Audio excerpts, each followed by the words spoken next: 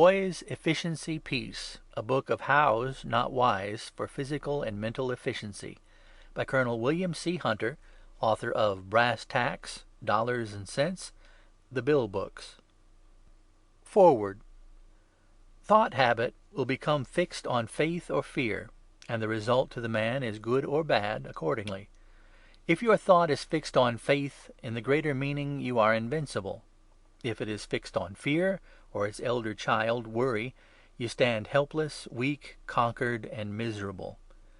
If I can, by suggestion, logic, example, proof, reason, or humor, get your thought habit fixed on faith, and coach you to the understanding that will give you poise, efficiency, peace, then I will have done a thing well worth while.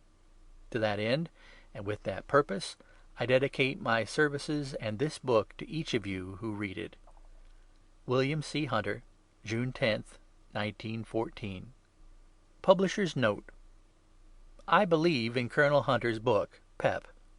For that matter, so does Mr. Britton. But I write this note because I made myself over by applying Colonel Hunter's rules for thinking and living to my daily life. In 1909, I was a sick man, suffering from nerves and food poisoning, auto-intoxication. I weighed less than 130 pounds, although 5 feet 9 inches tall. Every few weeks I would break down almost completely, and my physician would advise a long vacation, a trip to Europe or California or some other inexpensive little jaunt. Business and family cares prevented my being long away from the city, and I would pull through with tonics and willpower. One day, a friend persuaded me to consult his food specialist. I did so. Under his advice, I changed radically my diet. For 8 months, I ate no red meat and no white bread. I drank nothing whatever but water. Of water, I drank from 14 to 24 glasses every 24 hours. I made myself a member of the Don't Worry Club. I now weigh 155 pounds and am well in mind and body. I often work, if necessary, 12 or 14 hours at a stretch. I can eat and digest anything I please, but I do confine myself to about the diet Colonel Hunter recommends. I drink very little coffee or other stimulating beverages. I continue an exceedingly liberal use of water, but not with meals. Incidentally, I eat only about half as much as I used to, and I take no medicines. I'm not an author. Colonel Hunter is. Without my previous knowledge, he wrote Pep, which sets forth just the ideas of living and the manner of mind training in which I believe. So when he offered his manuscript to the Riley and Britton Company for publication, I was delighted. Pep will help you. If you are well, it will help you keep well and live long. If you are ill or worried, Pep will help you to get well and free you from fear thought. No medicines, no drugs, mind you. If you will apply the principles of thinking and living set forth in Pep, you will be happier, healthier, and more efficient. Again, I believe in Pep. Frank Kennicott Riley. Chapter 1. Pep means Poise, Efficiency, Peace. This message is one of joy, hope, health, optimism, and good cheer. The way to serene, happy, healthful, contented life is simple, sure, and practical, and I promise that the reading of this book will help you. Follow the suggestions, and this will mark a day of destiny in your life. I shall counsel you and not preach to you. I shall be reasonable and considerate and altogether practical, for I speak from experience, not hearsay. I've been through the mill. I've had to do with worry, blues, nervousness, fear, dread, and insomnia. I've been in the darkest recesses of Shadowland, and yet I've found the way to cinch up my mental and physical equipment and come into my natural heritage. Now the red blood courses through my veins, my eyes are bright, digestion good, joy is in my heart, and song is on my lips.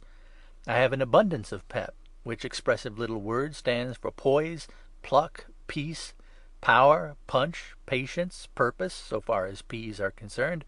And Pep likewise means efficiency, enthusiasm, endurance, example, and experience. Pep is the foe of worry and the friend of happiness. And the ways and means to get Pep I am going to explain to you, so that you may have it too. We will spend a little while sizing up things together, so we may understand our problems and get acquainted with each other. When I have diagnosed conditions a bit, and you find I have hit the mark, Then you will have confidence. To put you at ease and free you from apprehension, I will say that our travels together will be pleasant, buoyant, and optimistic. The rules, methods, and plans will be comfortable. You will not have to be a martyr or play at heroics. There will be no starving, no freak diet rules, no strange fads, and no strenuous duties. PEP is rational, simple common sense. Mental torture and strain offsets any physical gain when the methods employed are strenuous, heroic, or extreme. Most systems of mental and physical training are extreme, faddish, and theoretical, and they soon prove discouraging. We will deal with common sense, practical, rational methods which will be in marked contrast to the involved, technical, theoretical, irrational systems of which there are so many. We shall enjoy our travels and acquaintance with each other, and I am sure you will not feel that you are taking treatment or obeying onerous discipline. We shall work with smiles all around us, and shall not heave sighs or waste time making wishes. Confidence must be yours. I shall require faith on your part when we go beyond the horizon you are familiar with. If health and happiness were the estate of the majority, there would be no call for this book. But health is scarce and happiness most rare because of the demands and the conventions of business and social life. We are keyed up. We must slacken up a bit and lower the tension. Here's a mental picture for you. Time, never so valuable as now, coupled with ambition as a goad, is driving man to faster movement. Man is becoming a master mental dynamo, running at high voltage nerve pressure at terrific speed, accomplishing Herculean tasks, never stopping until nature, provoked by the presumption of her liberality and insulted by the demands made of her, says stop. And then the man who has neglected care of himself and has refused good counsel wakes up to the fact that he has spent his health getting wealth, and he thereafter spends his wealth getting, or trying to get back, his health. Today the world looks to the future with fear and uncertainty because civilization is becoming complex, requirements of man more grasping. The great multitude is wrestling with mammoth problems of labor, prohibition, taxes, cost of living, morality, white slavery, neurasthenia, worry, and the task of providing for a rainy day. On top of this, the selfish purpose of nearly every man is to build a monumental fortune.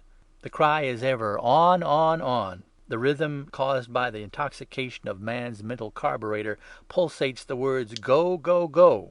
On life's great highway, we see the wreckage, and as the crowd presses forward, we watch the faltering ones dropping out of the race through sheer exhaustion. And so, I believe, a prophylactic against tired brains and bodies is timely, and this book will try to be that prophylactic.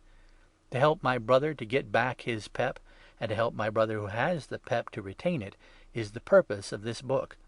To you who have thrown up the sponge, here is hope and promise that you can and will come back to your former strength of mind and body.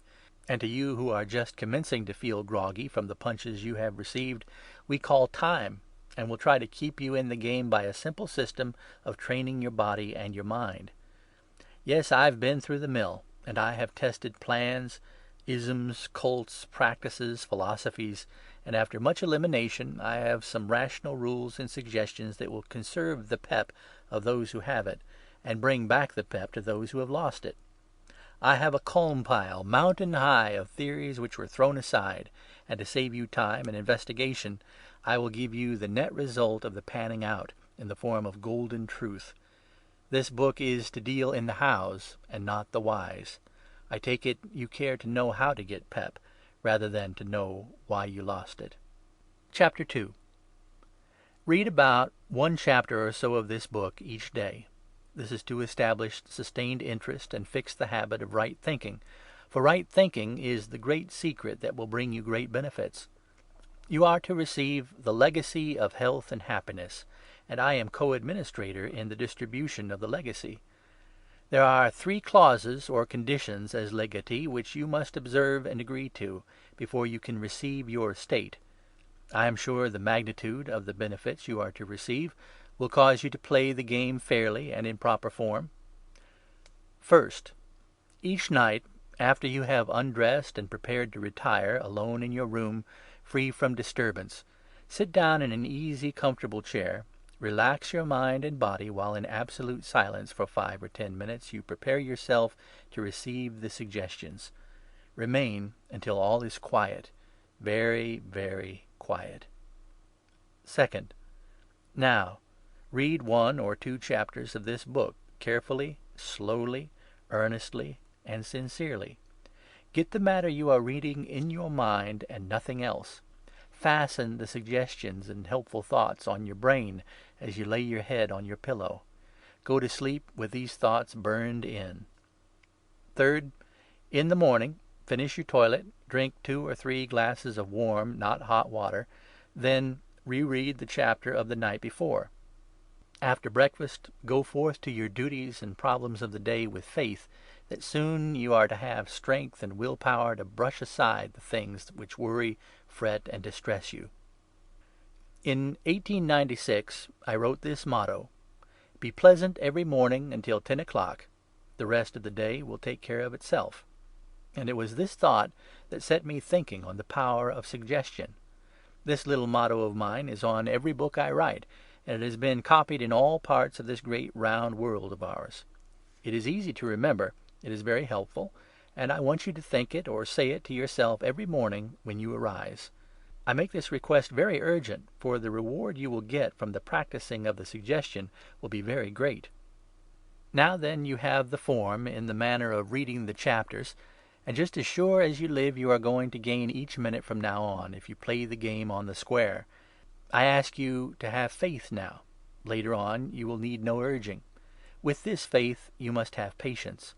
You will upset the purpose, destroy the opportunity to get benefits, if you read all this book in 2 or 3 sittings. Faith, sincerity, patience, these are the 3 things to keep in your mind until we get well along the road. Then confidence and clearness of vision will come to you as you rise in strength and progress. Until that time, follow me, for I know the trail, and you must accept my ways and have confidence in my plans until we get through the wilderness and strike the main road, where the path is clear and you can go it alone. In other words, do not dispute or correct the guide when you are in a strange country. Maybe you really can cut a better trail or find a shorter road later on when you are familiar with the country.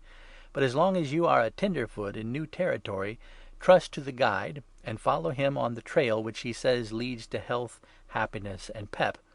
You have tried your own trails. You have hoped, wished for, and sought pep, but you didn't get it. Your trails were wrong. They came back to the starting point. You are after strength, peace, poise. You want pep. You wish to be emancipated and freed from the blue devils and holdbacks. You will have your wish if you follow with faith, sincerity, and patience. I know you may have tried to get courage and strength out of a pill box or medicine bottle.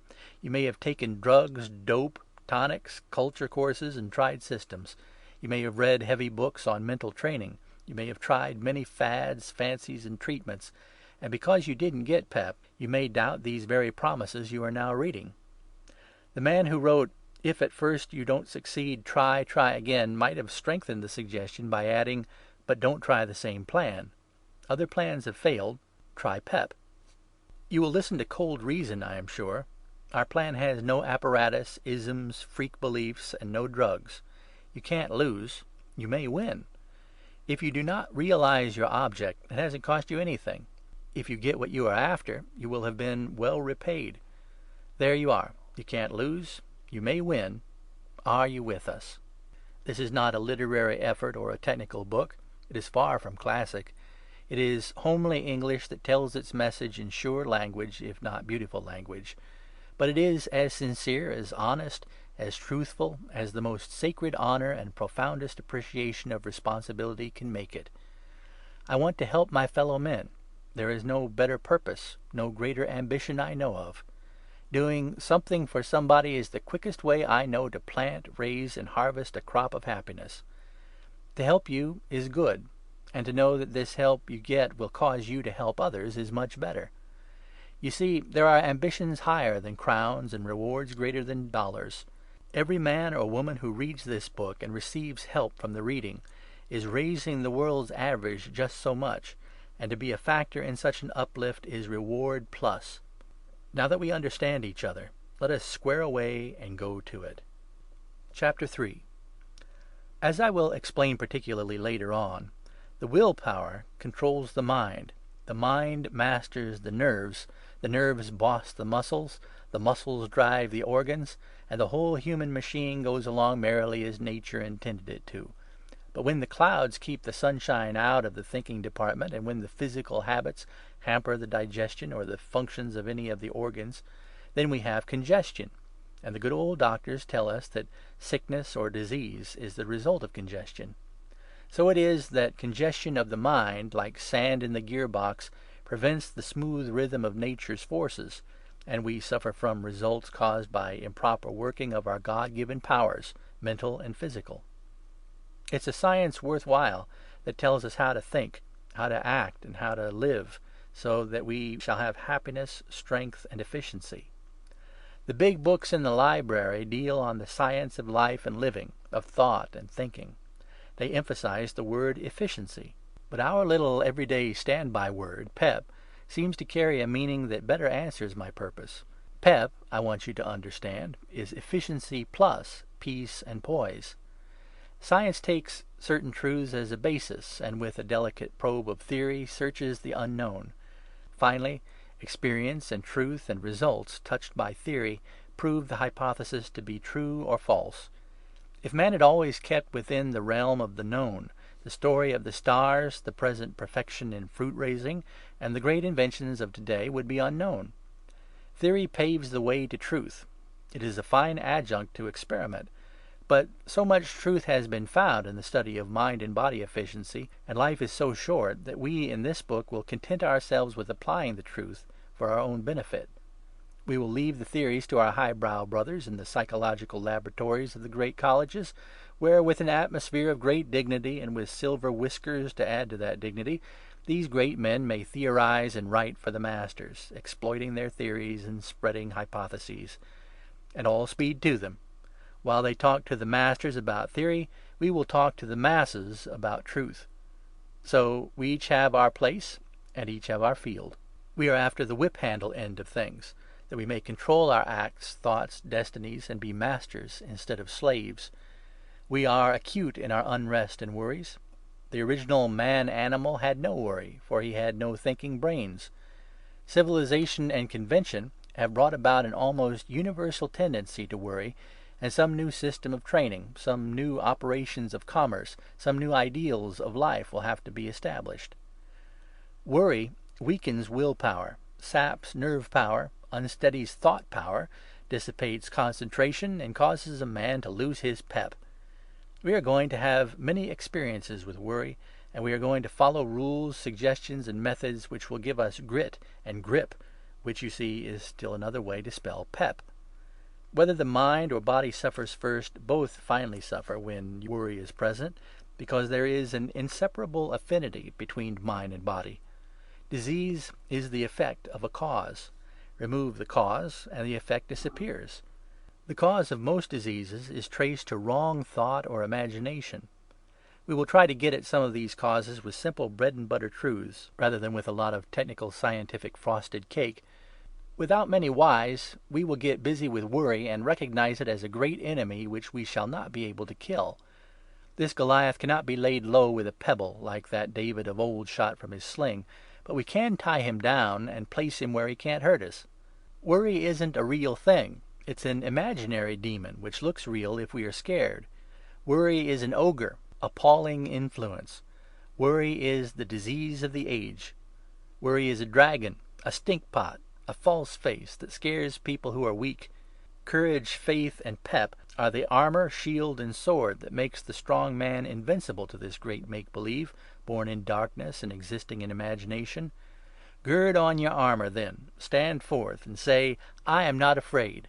Even as you take this step, worry starts to back into its cave of darkness. Chapter 4. We will wrestle with problems one by one as we travel along together. We will not classify the subjects or try to make a system or establish a science or cult. In this book we take things as they come, and that's a pretty good plan to adopt in your business and home affairs. It will help you get along much faster. I have written these chapters in the midst of a busy life, and in a sort of catch-as-can manner, jotting a few lines down today and some more tomorrow. The one trouble that faces us most is the worry problem, for it is apparent to so many of the petty troubles. Worry is peculiar to the human animal, because the human animal is the only animal which thinks, and the human being gets his thoughts twisted, misplaced, and clouded until he thinks worry is real, when in truth worry is only imagination. Our thoughts are like the tides of the sea, which ebb and flow in never-stopping rhythm. Our thoughts rise on a high tide of buoyancy and joy, to be followed by the reflex action or low tide, and to keep your poise during the low tide is a manner of fine strategy. Worry is the negative or opposite to the positive peace. If we are sensitive to worry, it will harm us. If we are sensible about worry, it cannot harm us. The best way to be effectually sensible about worry is to learn to make ourselves insensible to it. You cannot kill worry by blows or fighting it directly. You cannot rid yourself of worry by simply saying, "I will not worry." The weapons to fight worry with are substitution, strategy, and elimination. Worry is eliminated by substitution of confidence thought. We can only think one thing at a time, and if we think faith or courage or joy or peace, we cannot think worry thoughts at the same time. Remember this point well. I say you cannot think two things at the same time, but later on I will show you how you can do several things at the same time. There is much difference between thinking and doing. Chapter 5. In their extremity, many persons who are unsuccessful in establishing better thought by willpower resort to drugs, little realizing what harm they are doing themselves. Morphine doesn't cure pain, it simply deadens sensibility to pain for the time being. Strychnia and other deadly poisons in diluted pill or tablet form will quicken the pulse and give a feeling of exhilaration or buoyancy for the time being, but at terrific cost to your physical body. Dope deadens the nerves to pain or intoxicates the imagination, causing the mind to paint false pictures. Every grain of poison you take lessens your resistance. Shun drugs, pills, or tonics. No good can come of them. Drugs cannot better your mind or physical condition. Nature has tonics which you will learn of later, but bear in mind neither drugs nor words can cure you of any trouble that comes from inefficient mind control, lack of power to think, or weakness of will. The cure must be made by your own self, through your own mind, and by your own willpower. I am simply the purveyor of truth, the assistant, the counsel, the preceptor. The fact is that the responsibility is upon you. I will help you to reason, will try to convince and show you the way, but you must accept, follow, and practice. The base on which we rest our argument is that no two objects can occupy the same space at the same time. When worry occupies our thoughts, all good thought is shut out. When happiness is in possession, worry is out. Worry and fear thought will keep you at high pressure and cause you to go to extremes in mental activity. With faith thought, confidence, and poise in possession of your thinking apparatus, you can slow down and conserve your energies. Excitement or stress of emergency runs up your nerve voltage, and at such times you must pull yourself together and establish calmness and poise and slow down your governor. Regularity in your habits, avoidance of extremes, must be your rule, and this will bring you to a sereneness and an ability clearly, rationally, and sensibly to solve problems and overcome obstacles. So long as you live, you will face problems. It is the nature of things and the purpose of the great plan to bring out strong individuals. With poise and calmness, you can successfully combat all the problems which confront you, for nature has given every man the equipment to assume the responsibilities he faces in life. In your relation to the things of this world, all your problems divide themselves into two classes, one consisting of the things you can control, the other the things you cannot control. Obviously, it is footless to worry over the things you cannot control, and time so spent is worse than wasted. The things you can control may look to be beyond your power at present, but as you go along with us, you will gradually find yourselves measuring up to greater ability and power, and obstacles will diminish in size as your strength increases. So, go to bed tonight with the firmly fixed thought that worry is a mental condition, that it is unreal, and cannot hurt you if you are unafraid. Worry may make horrible pictures in your dreams. Your problems will be distorted and magnified, but just keep a stiff backbone and a stiff jawbone and say, "I am unafraid." Do this, and even tonight you will sleep better, and surely tomorrow you will have more confidence. Chapter 6. Here are many things in concrete form, the details and the hows of which we will consider later on. Absorb as many of the suggestions as you can right now, and you will gain rapidly in your stock of pep. Be calm and serene. Drink more water, more buttermilk, less coffee and tea. Take more rest, sleep more, eat less. Eat more cereals, more dry toast, and less red meat. Chew your food thoroughly, eat slowly, avoid fancy foods, condiments, and highly seasoned desserts. Slow down your speed. Spend more time out of doors. Sleep with your windows wide open, winter or summer. Relax. Think faith and uplift thought. This is a pretty big bunch of rules. Follow as many of them as you possibly can.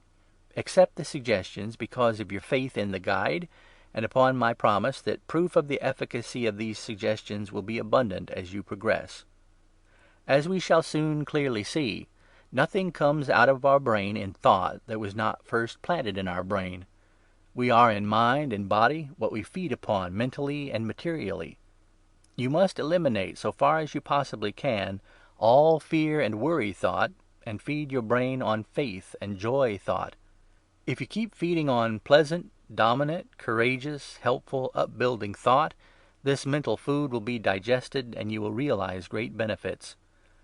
Patience here again is the word, for you may not notice instant gain in your mental strength any more than you recognize quick results in physical strength following a substantial meal.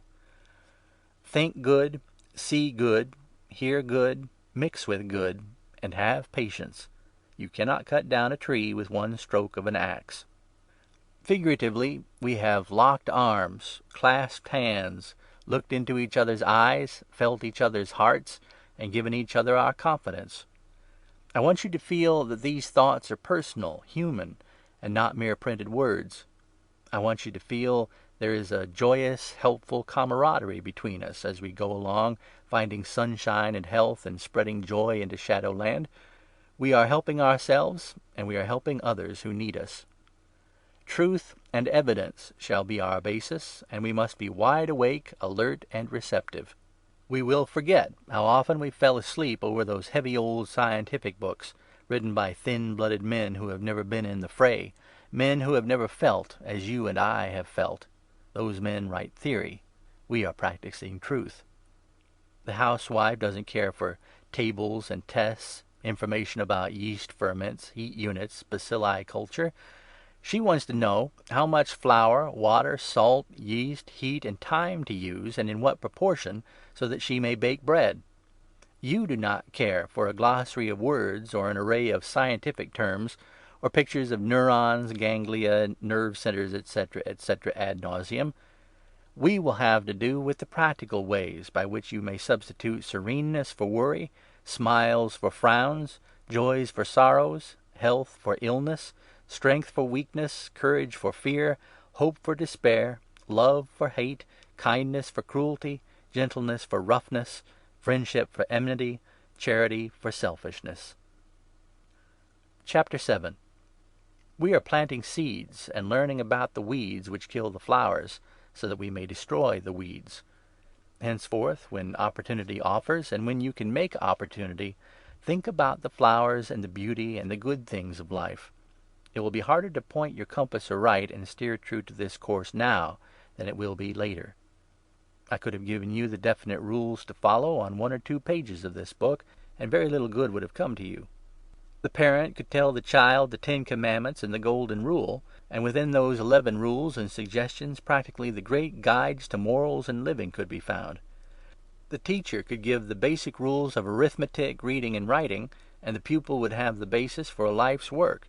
But good, so far as it has to do with the shaping of our lives, our morals, or our educations, must be brought out by sustained and continued application and attention. Don't you see, then, why it is better for you and me to travel slowly along, rather than to have me tell you the story in a few words?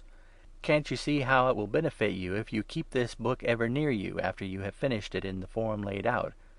By reading a chapter or so every day in the manner suggested, You are going to fasten habit until it is firmly fixed, and your good thought will work automatically.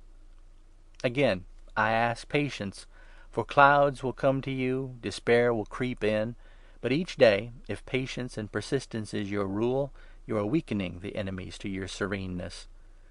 The shipbuilding yard looks like a gigantic jackstraw puzzle. We cannot appreciate how order is to come out of such chaos. Lots of time and patience have been expended in preparing the plates, bars, bolts, and rods. Some day the mastermind who laid out these plans will issue the orders, and these thousands of pieces will be carried to the stocks, each finding its place, and a great ship will appear. There was a lot of preparation, a lot of patience necessary.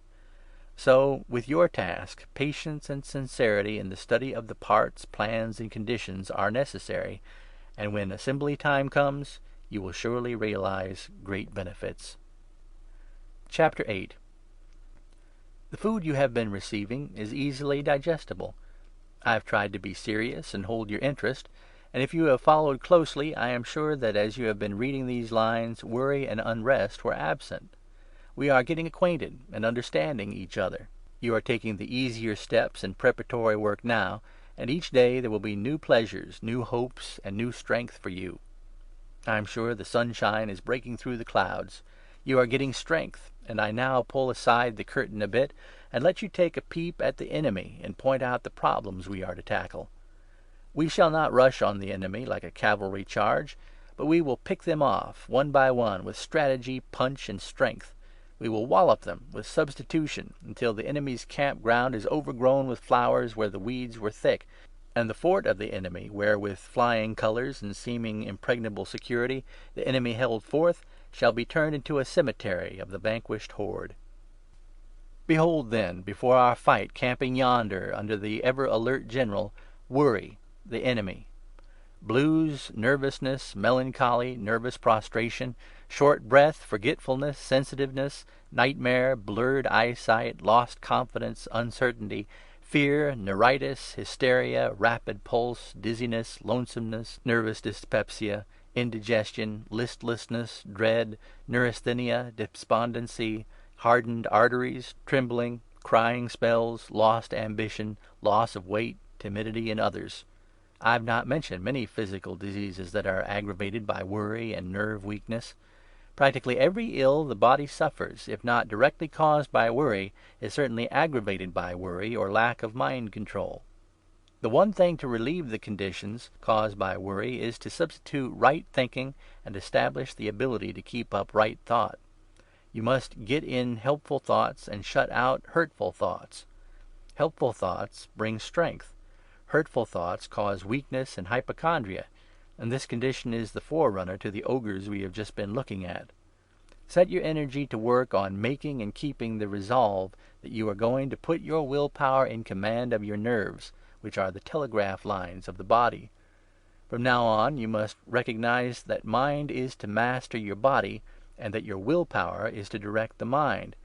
Your resolve will make you stronger in your purpose, and each day you will find your vision clearer and your power to concentrate your thoughts easier. Think courage. Repeat the words, "Nothing can harm me as long as I am unafraid." It has taken years, perhaps, of steady pull at your nerves to bring you into a state of weakened power mentally and physically. If you have lost your confidence, combativeness, and pep, it has been a slow process, and you cannot expect by mere resolve to reinstate your former strength and normal condition on the instant. You will require patience, and lots of it, but you can well afford to be patient, for you are now on the upward turn and gaining in strength every day. Your patience will yield you wonderful dividends. Of course, if you have been taking drugs, dope, tonics, or bracers, you will quit them instantly. They are only temporary boosters, and the reflex after the drug effect always leaves you worse than ever. Drugs and dope push you downward. Faith and hope lift you upward. There are 24 hours in a day, and 1440 minutes. If you can master yourself by right thinking for 5 minutes today, tomorrow you can be master for 6 or 7 minutes, and each day you can increase the length of the period of your mastery. There never would be any photographs unless there were shadows and lights. We need reverses in our lives to make us appreciate our blessings. In times of prosperity, we have a large circle of individuals who pose as friends and are extravagant with their offers of friendship, until, when necessity, through reverses, causes us to try to cash in this friendship, we find the friends scattered like a bunch of sheep with a hungry coyote in their midst. Your need should be your inventory time, for then you can make a little memorandum book of who is who when you need a friend. Do not presume upon friends to help you. They serve their purpose temporarily to bridge you over difficulties. Friends can help you by their good cheer and counsel, by their help and suggestions, but the real help is within you, and to get pep it is necessary that you make the fight alone. I am acting as a friendly architect, drawing plans for you who are to do the building. Having furnished the specifications and drawings, my principal part of the work is ended, and the responsibility for the structure is up to you. I shall come around often and watch your progress, and I shall be with you in thought and good wishes, and with words of cheer which will help you to sing as you work. Chapter 9. You must overcome obstacles singly, and not look upon them en masse, as you will be discouraged if you do. Take one thing at a time, dispose of it, tackle the next thing, and so on. Success comes slowly. It creeps. Your hunger for success makes you wish that progress would come jumping along like a kangaroo. From my ranch house in Frozen Dog, Idaho, I see the frowning range of the Seven Devils Mountains. It looks as though it would be impossible to get over that range, but I have been over it. I hit the trail, walked step by step around bends, over rocks, resting once in a while to refresh myself and replenish my energy. As I looked back from the resting place, the very ground over which I had passed looked as forbidding as the hills ahead of me, but the fact that I had gone so far gave me confidence that I could go further, and I did. Your problems are like those hills. Keep on your way, rise slowly, surely, and go forward, no matter how slowly you go, just so you are moving in the right direction. Let a song be on your lips and happiness in your heart, and the journey will be easier. The troubles you have had in the past are greater than any troubles you will have in the future. The things you expected to floor you in the past did not happen. You may be hemmed in now, and the walls around you may look impassable, but keep your head up and keep climbing. Your loved ones are watching your progress. Their warm hearts respond to your joy and sympathize with you, and if you give them hand clasps of cheer and words of courage, you will help them, and more certainly help yourself. If you cannot be sincere in speaking or acting courage and cheer, act these things anyway. Your happiness may be forced, your smile may be make-believe, your example may be posing. Be it so. Keep on the acting. It will help those you love, and finally, sincerity will mix with your insincerity, and the good impulses will be real and natural. The old man said, "Most of my worries have been about things which never happened." Your worries are mostly about anticipated horrors or conditions you expect to find in the future. But your anticipation will not be realized. Those troubles will not occur. You always came out right in the past, some way, somehow. You managed to get through and came out on top. Patrick Henry said, "I know of no way to judge the future but by the past." Just apply that rule in your own case. Faith is your rose. Worry is the thistle. Both are fighting for room. Worry wishes to kill faith. Faith struggles so hard to live. Water the faith rose. Care for it. Keep the thistle down. With faith established, peace, joy, and cheer will come to you. Stand by the rose of faith. Watch out for it. Keep the thistle down, and watch out for new thistle seeds. They grow quickly. Chapter 10. The printer must know about type, paper, and ink. The carpenter must know about the hammer, saw, and plane. The preacher must know his Bible, prayer books, and hymns. So, in order to get the good out of you, you must know about the things which are in you and the tools you have to work with. The principal tool is the brain. The brain is the thought factory and the dynamo which gives impulse to the nerves. The nerves are the overseers or taskmasters of the muscles. It would take a whole library alone to tell in detail about the brain, to show proofs and diagrams necessary to give the ordinary layman a complete understanding of the brain. But I am not to be technical, and you have agreed to have faith and believe the things I tell you, And really, it doesn't matter very much whether I tell you the full truth or not, so long as you get the results you are after. Plant corn in May, cultivate the ground carefully, and in the fall each kernel will produce hundreds of kernels. That is truth, and it is not necessary to go into scientific terms or give botanical explanation of the process of growing. It is sufficient to know that by doing what you are told, the result you are after is sure to follow. In other words, when I tell you about planting the corn and cultivating the ground, and promise that you will reap a crop, I am talking from experience, and promising you the results because I know that the formula and the suggestion given you will produce definite results. If you are too insistent, you can go to the library or consult the best doctor or the best scholar you know, and find that the things I say are true. I haven't time to take side roads or quote authorities, so just dismiss your doubt and bear patiently as we go along. Have confidence in this book until you have finished it, and see how the thing comes out. The brain is the thought factory, or better still, it is the business office of the body. The brain is likewise a battery, a key, a carburetor, an engine, a dynamo, a chart room. The nerves running out of the business office are the telegraph wires carrying the vital spark from the business office. Some of these nerves work automatically, and some of them get busy only when we order them to work. Part of the brain controls the nerves which work the heart, the digestion, the circulation, and the breathing. These nerves work right along without wasting any nerve energy, and without requiring any mental effort. You cannot stop the working of the heart or the digestion by any mental effort. You can suspend certain automatic nerve action temporarily, such as stopping the eye-winking muscles or the breathing muscles. You cannot, by any mental effort, refrain from seeing things when your eyes are open. You cannot stop feeling, smelling, tasting, or hearing by mental effort. A continuation of the brain runs down the hollow of the backbone and is known as the spinal cord. It is a sort of assistant brain, or magneto. It relieves the main office of much of the most important work and takes care of a great deal of the common work. For instance, when you desire to walk, the brain sets certain muscles to work through the nerves. The impetus is given, and the start is made by definite action of the brain. After you have made the start, the brain switches the job to the spinal cord, and the spinal cord keeps the walking muscles working until you wish to stop. So then, in the operation of walking, the brain is used at the start and at the finish. The spinal cord takes care of the nerve action necessary between the time of starting and the time of stopping. This is a wonderful provision of nature, for it saves the using of the brain force for the common work of the body. I can illustrate this very nicely by comparing your brain and spinal cord to the dry cell battery and the magneto in an automobile, and comparing you, the human machine, with the automobile. You start an automobile with a dry cell battery, and when the engine is running smoothly, you switch the current to the magneto. The magneto furnishes the spark without loss and keeps the engine running without using up any of the original dry cell current. If your automobile ran all the while on the battery would soon lose its voltage and finally peter out altogether. So with the human machine.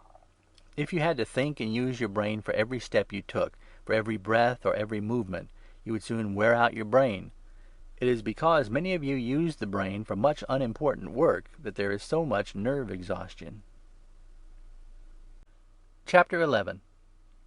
There are many things the spinal cord, or magneto, is used for without having to call on the brain, or dry cell battery. For instance, when you close your eye, cough, sneeze, vomit, or jump away from heat or pain, or hits, or shocks, or noise. The more you use the dry cell battery, the sooner you exhaust its voltage.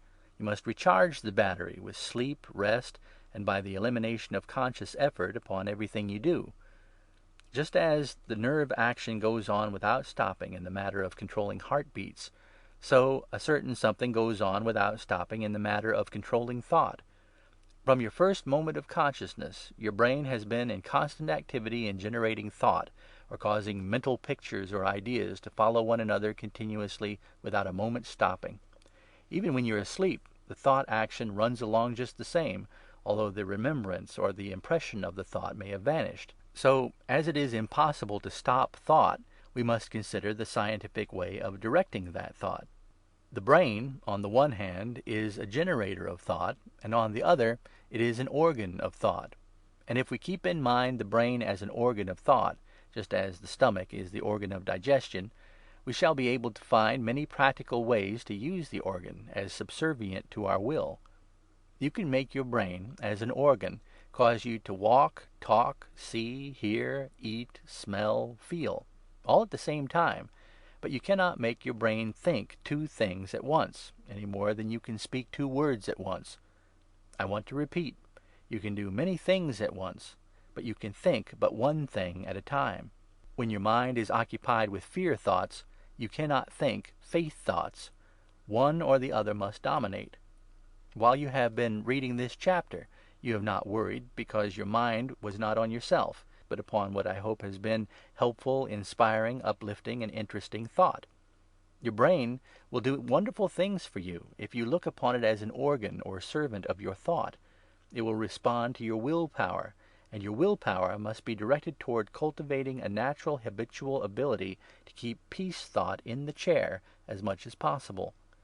I must repeat this suggestion and emphasize again the importance of it. You are after poise, efficiency, and peace.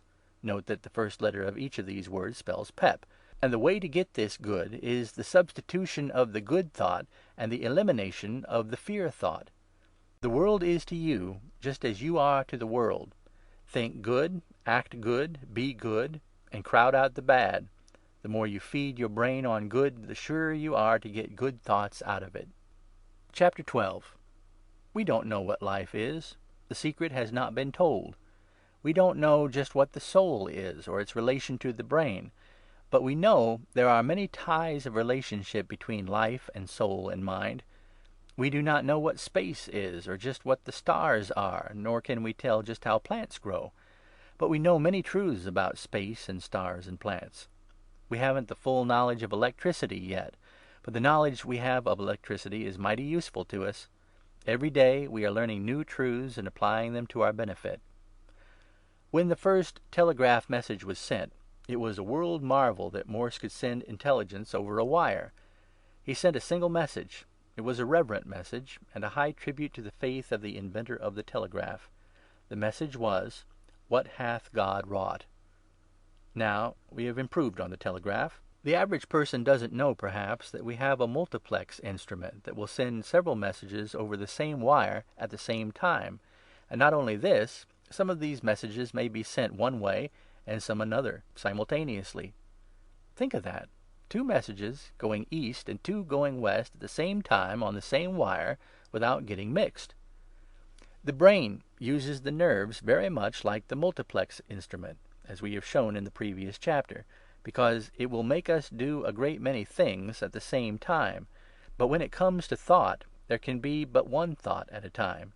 To be strong mentally and to have good thoughts, you must be active mentally and train your thoughts on strength, courage. If you slow down or let your mind wander in side paths or on trivial things, it will get you back to worry and fear and dread and self-condemnation. Your mind is like a young colt. It rebels at first at any semblance of training. But later on, if you keep the reins well in your hand, you can guide the mind into the habit of right thinking. Mind is the master, and it controls your body, and you will feel happy or you will have worry in proportion as the mind is working through right or wrong impulse. Mind is master. It can and will drive away blues, worry, and the attendant ailments which come from fear thought and mind lethargy and mind abuse. Mind is master, and it can and will drive away ills and despair which come from wrong thinking and wrong physical acts. What profitable study is this which shows us how to throw sunshine into shadowland, to brighten and cheer and attain courage and hope? You are going to be happy, this I promise you.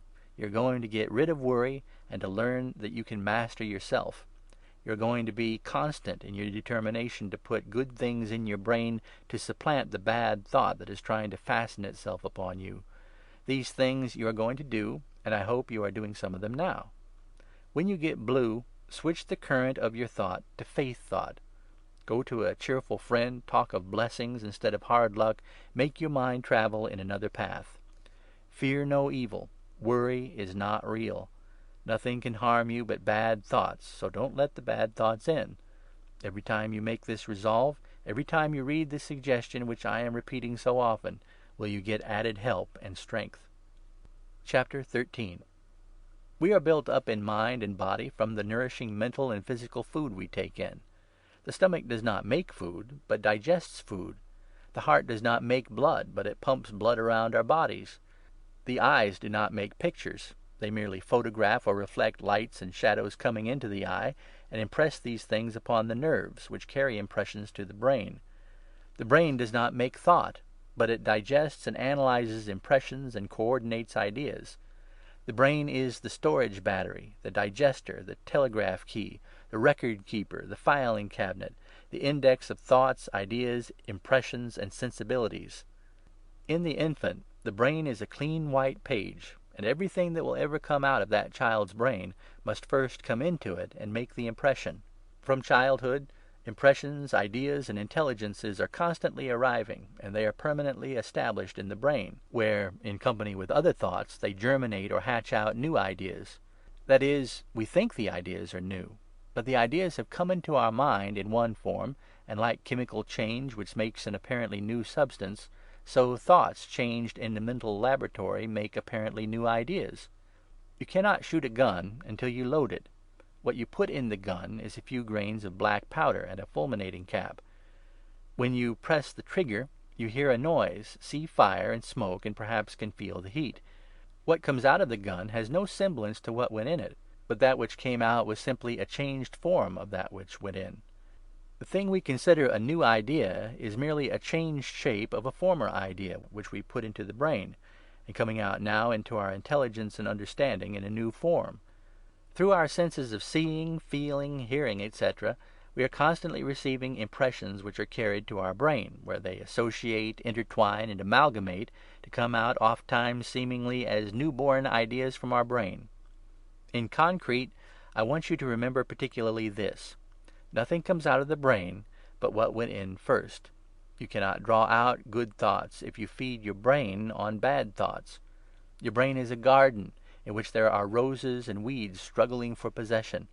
If you let the roses get the worst of it, the weeds will quickly thrive. You must put in good thoughts and nourish those good thoughts, and be vigilant in eliminating the bad thoughts from your mental garden. Whenever a bad thought comes, or when worry surrounds you, set your willpower at work, and if necessary, force yourself to think helpful thoughts. Say, "I am not afraid. I shall not worry, because worry is unreal, a make-believe. I shall not even think of the word worry." You are free. You have your place in the world. You are master of your thoughts. Your will serve you. You must fear no evil. The weeds will die if you keep all your attention on nourishing the flowers. Since you have been travelling with me in this book, and have had alternate periods of buoyancy and reflexes of blues, you must not take this as discouragement. Every day you think and act and follow the suggestions in this book, you are putting happiness checks in your reserve bank. I do not want to touch the heartstrings, or write weepy lines or quivering words to show my sympathy, for my message is cheer, joy, and smiles. I have these blessings, and I have promised that you shall have them too. When the atmosphere gets blue, and you feel miserable, don't give way to your feelings, but get out your mental brush and dip it in the paint pot of courage, and with the rosy paint blot out the blue spots. You're all right. Cheer up. The very fact that you are alive is a great thing. I know of a woman who had 6 children. She had rheumatism and St. Vitus dance at the same time. She had no money, no friends, but somehow or other she had pep and grit, and she came out all right, and I understand occasionally she has pie for breakfast, so I guess you needn't worry. You will never improve your game of billiards if you play with inferiors. You will never improve your optimism if you chastise yourself by comparing your weak points with the strong points of others. Instead of suffering by being envious of others who have more material things than you have, you should get satisfaction and comfort in looking at the greater miseries and sorrows of others less fortunate than you, and that will help you toward contentment. Chapter 14. I hope you are keeping faith and sincerely trying to hold your thoughts in proper channels. This chapter is a chapter of promise, good cheer, and concrete suggestion. Have you spoken a kind word today? Have you done a kind deed, or performed an act worthwhile? I'm going to put down your answer as yes, and then say, aren't you happy because of your acts? while you were thinking of others, it took your mind off yourself. You know that your troubles are largely due to the fact that you have given yourself too much importance, and used too much of your thought for your own selfish purpose. In proportion as you cultivate the ability to drop this selfishness in the matter of thought, you will be able to free yourself from the tangles of worry. You must think of others, you must consider them, you must do things for them, you must get yourself out of yourself, or you will be narrow, uncharitable, envious, and miserable. And the longer these conditions exist, the harder it will be to change your make-up. Think of your blessings, of the needs of others, of the opportunities to help them, and cut out envy. Slow down. Cultivate calmness. Do not push. Haste makes double work. Eliminate unnecessary moves. Avoid excitement so that your heart will work normally. I promise you great happiness and joy if you will follow these suggestions and do the things not simply from duty, but with enthusiasm, vim, and energy. As you go along, each day will be clearer. The clouds will pass as you grasp the sunshine truth. The ugly mental pictures will be replaced with pictures beautiful to look upon. Every day worry will be lessened, joy increased. I promise you happiness in your heart, song on your lips, smiles on your countenance, and an ecstasy for the very life privilege which perhaps you formerly thought was not worth the while. Is life worth living? Asks the pessimist. Well, I guess it is. It is grand. It is here for your enjoyment. The plan of things is right, the world is getting better, and you are going to help in the uplift. We must have some clouds and sorrows, even as a dog has fleas. Clouds are here for a purpose. A little darky was sitting on a curb, hitting his head with a stick. Asked why he did such a thing, he replied, "It feels so good when I stop." I understand those who live in the land of perpetual sunshine and uniform temperature get mighty tired of sameness. So, when the little annoyances come, consider them as trifles, and know that they come to you simply to accentuate the joys and pleasures you have.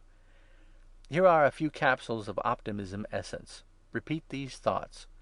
Nothing can harm me but my thoughts, and I have control of my thoughts. I am going to look up, not down. I am here for a purpose. That purpose is to make the very best of conditions that exist. Sometimes I did not look at things rightly, but the world is right. I am to enjoy the blessing of life, and I am to help others to enjoy life too. Tomorrow morning, I am going to promise myself that I will be pleasant until 10 o'clock anyway. Chapter 15. I make a guess that today averaged better with you than yesterday, because I feel sure each day is one of progress, and that you are gaining in the control of your willpower and in the betterment of your thought. With this confidence and belief, we will get down to our little study again and see some more interesting things about the powers and uses of the brain under control of the mind, remembering that the purpose of spending so much time on the brain is to establish the fundamental truth which I am trying to weave all through this book, that mind is the master of matter. As you are in thought, so is the world to you. Your whole circle of friends, your home, and everything with which you come in contact changes aspect with every change in your mood or view. If the weather be dark and gloomy, you will not feel as joyful or optimistic as you do when the sunshine comes. The mind is the keynote to your feelings, and controls your functions and your organs and your general health. You are what you think you are, and I shall show by illustration how true this is. You may be sitting at the table ready to eat, and your appetite is very keen. Let someone tell you bad news, or bring you a telegram announcing the illness or death of a dear one, and your appetite instantly vanishes. Let someone tell a disgusting story, or speak of disagreeable things, and your appetite flies away. You have often noticed how you turn away from your meal if someone near you clears his throat, or coughs, or blows his nose, or makes queer noises in eating. I do not like to speak of these things, but they illustrate so clearly how positively the nerves are under control of the mind, and will affect your senses, your appetite, and your enjoyment. Mind is the master, and you know it. The question, therefore, before you is how to cultivate the mind, so that it will measure up to its proper function in dominating worry, troubles, or ailments which bother you. There are some very helpful lessons or truths ahead for you, some of them pleasant, and some of them bitter pills for you to swallow. Do not be impatient. Impatience is one of the things which made you worry. We are going along comfortably, slowly, and surely, to make you patient. When you are impatient, you see things in a false light. You magnify trifles, you dignify non-essentials, and you befog the beauty around you. You remember as a child or youngster what horrible nightmares, bad dreams, and sleepless nights you passed following evenings spent in telling ghost stories, relating murder or robber tales. You recall how the rustle of the branches against your house, or the whistling wind or creaking hinge, suggested burglars, spooks, or other terrors to you. Your mind was feeding on fear thought instead of faith thought. You remember in the morning, when the sun shone brightly and you went into the open air, how differently things looked, and how much better you felt, for the horrible nightmare had passed away. There is an old illustration which shows how fear thought affects the mind and body. It is this: have a few friends, by agreement, posted that they will all tell a certain one on a certain day is looking bad. We will call the subject George. George goes out in the morning in perfect health and in high spirits. He meets A, who says, "How pale you look, George."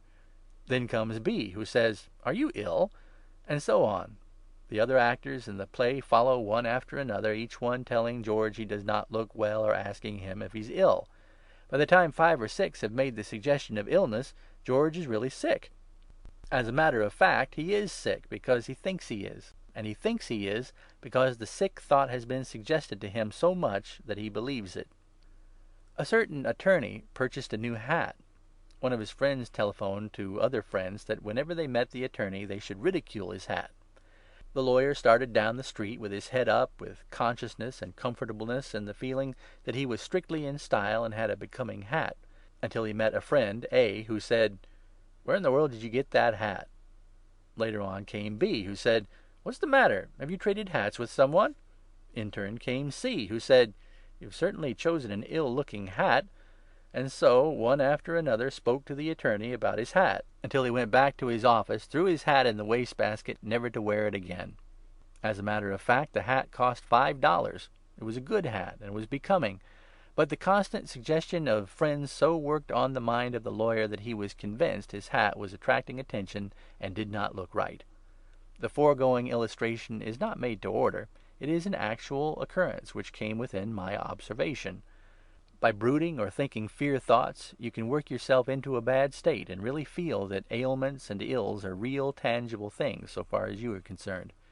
Mind is the master, and your insurance against pullbacks is to see to it that the mind does master. If constant suggestion for evil makes you think evil, so constant suggestion for good makes you think good. Did you do a kind act today? Have you driven another peg in your ability to make your mind do what your will wants it to? Are you feeling more strength and confidence as these suggestions are made to you? End of chapters 11 through 15. Chapter 16.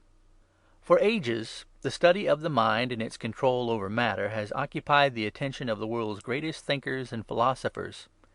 Today there is a popular wave sweeping the country under the name of New Thought. The words New Thought seem to suggest that there is a modern discovery of truth, when, as a matter of fact, all the great truths that are being told by this so-called New Thought are simply old truths worked over again. This applies also to the essential truths of Christian Science. King David, Solomon, Plato, Socrates, Confucius, and the philosophers who lived centuries ago told the plain, helpful truths which today are being passed off as New Thought. During the Dark Ages, the people lived in a benighted state. They would not believe or absorb simple truth, and consequently mystery, superstition, charms, and fetishes were looked upon as the power to help, and the methods by which relief from illness could be had. As the world became enlightened, gradually the old truths became re-established, and now there are hundreds of isms, cults, religions, and sects which have within the past few years sprung into popularity, and the basis upon which these various beliefs or teachings are founded is the old glorious truths dressed up and passed off as something entirely new. But all philosophers, whether ancient or modern, agree that the mind controls the body, and through the nerves has intimate relation with its organs and functions. Every part of your body, including the brain, is made up of tiny cells, which are being built up and broken down every minute of your life. Every move you make, every thought you think, destroys certain cells, and wonderful nature, if unhampered in its operation, sees to it that repair for the waste is made. The brain is the organ of the mind, as I have pointed out, just as truly as the stomach is the food organ and the heart, lungs, are organs in their respective offices. The nerves are the connecting wires over which the mind sends its orders and receives the incoming messages from every part of the body. I will give you some more practical illustrations showing the control of mind over matter. If you see a person whistling or playing a flute or cornet, stand in front of the player and suck a lemon. The mere sight of this will make it impossible for the performer to play, because the suggestion of the lemon means puckering of lips, and the thought works on the nerves controlling the muscles which make the mouth pucker. You pass by an open door where sirloin steak and onions are being cooked, and the odor, through the sensory nerves of smell, telegraphs the hunger sensation to the brain, and a mental picture is formed, an appetite created, until your mouth waters, as the saying is. That it waters is not fancy, but a real physical fact, for the hunger desire kindled by the odor causes the brain to order the salivary glands to prepare digestive juices for the expected food, and your mouth feels the water or saliva coming from the base of the tongue where the salivary glands are located. When you receive a shock, your skin turns cold, and this may be followed with alternate sweats or chills. If you are nauseated or seasick, the mention of fat pork or olive oil will be sufficient to cause you to feed the fishes. I could give you countless illustrations like these, showing how false suggestion will generate fear, and how your feelings are directly the results of your thoughts. Again, I bring this thought to you, that the one thing to do when you are under stress of worry is to change your thoughts to something else. When you think depressing thought, get your mind on cheerful things. Talk to someone whose very presence calms you. Read humorous stories. Listen to cheerful music. Employ any means you can to change the train of your thought. Study how you may help someone. Think of a person who suffers more than you do, who would be helped by your word of sympathy and cheer. Go out among the flowers, cut the lawn, fix the rusty gate, repair the door latch, take a tempting dish to a sick friend. Talk to some aged person, show interest in some lonely friend whom others neglect. Help your wife undress the babies, or tell stories to the babies while she's busy. There are hundreds of ways to occupy your mind with useful things when it commences to think useless, footless, hurtful things. If you keep your mind occupied with good stuff, the bad thoughts can't come in. Now for our little review of the day. Have you done a kind act or a good deed? Have you helped someone? I hope you have. But anyway, promise here and now, before you go to sleep, that when you awake you will keep in your thought that you are to do a good deed, a kind act, to speak a word of sympathy and good cheer, and tomorrow night you will have a sweet pleasure and happiness as you open this book, and I will feel it too. Let tomorrow be a special day in this resolve. I just feel you are ready to cash in a lot of happiness from my suggestion.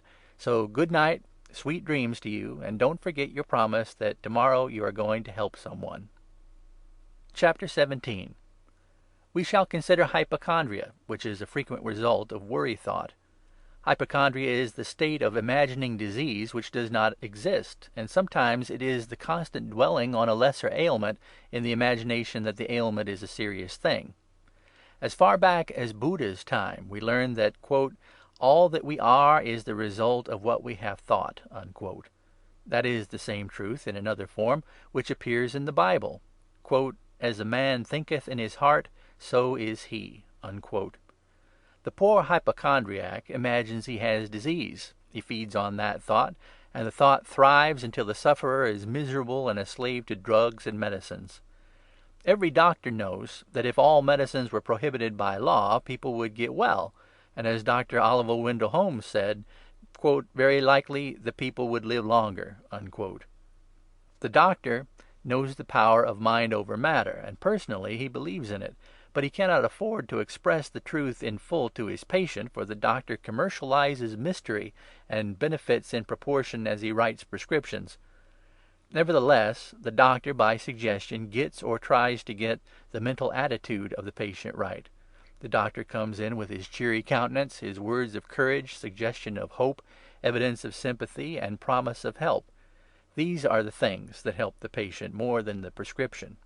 I do not decry or belittle the use of antiseptics or drugs for acute troubles or contagious diseases. I am speaking now of hypochondria, and trying to make it clear to you that you cannot get relief from hypochondria out of a bottle, but you can get it from mental suggestion. When the doctor treats the hypochondriac, it's not the medicine, but the faith in the medicine, faith in the doctor and the confidence in the doctor's promise that does the good. Hypochondria predisposes you to the very thing you fear. What you sow, you will reap. If you sow fear thoughts, you will reap fear. If you think you have disease, you will suffer as though you really had the disease. If you are in dread of catching cold, very likely you will often have colds. When you get the ability to dominate your mental self, you will not suffer through fear. The person who is always bundling up and fussing around with overshoes and scarves is the one who most frequently has colds. There is a close relationship between the fear of catching cold and the physical act of bundling up to prevent the cold. I have often been out in a boat all day with my feet wet. I have walked through mud, exposed myself to dampness, and been in the downpouring rain, and come home at night without catching a cold. I have seen others who seem to catch a cold if they walk out in the dew. I had no fear of cold. I did not catch cold. Last year the women wore high collars and fancy fluffs and things around their necks. This year the style is low necks, low-neck dresses, like the simple old style our mothers knew. And so far as I can see and learn, there are less colds and throat troubles among the women this year than last. The women have learned that confidence and care will prevent colds. Chapter 18.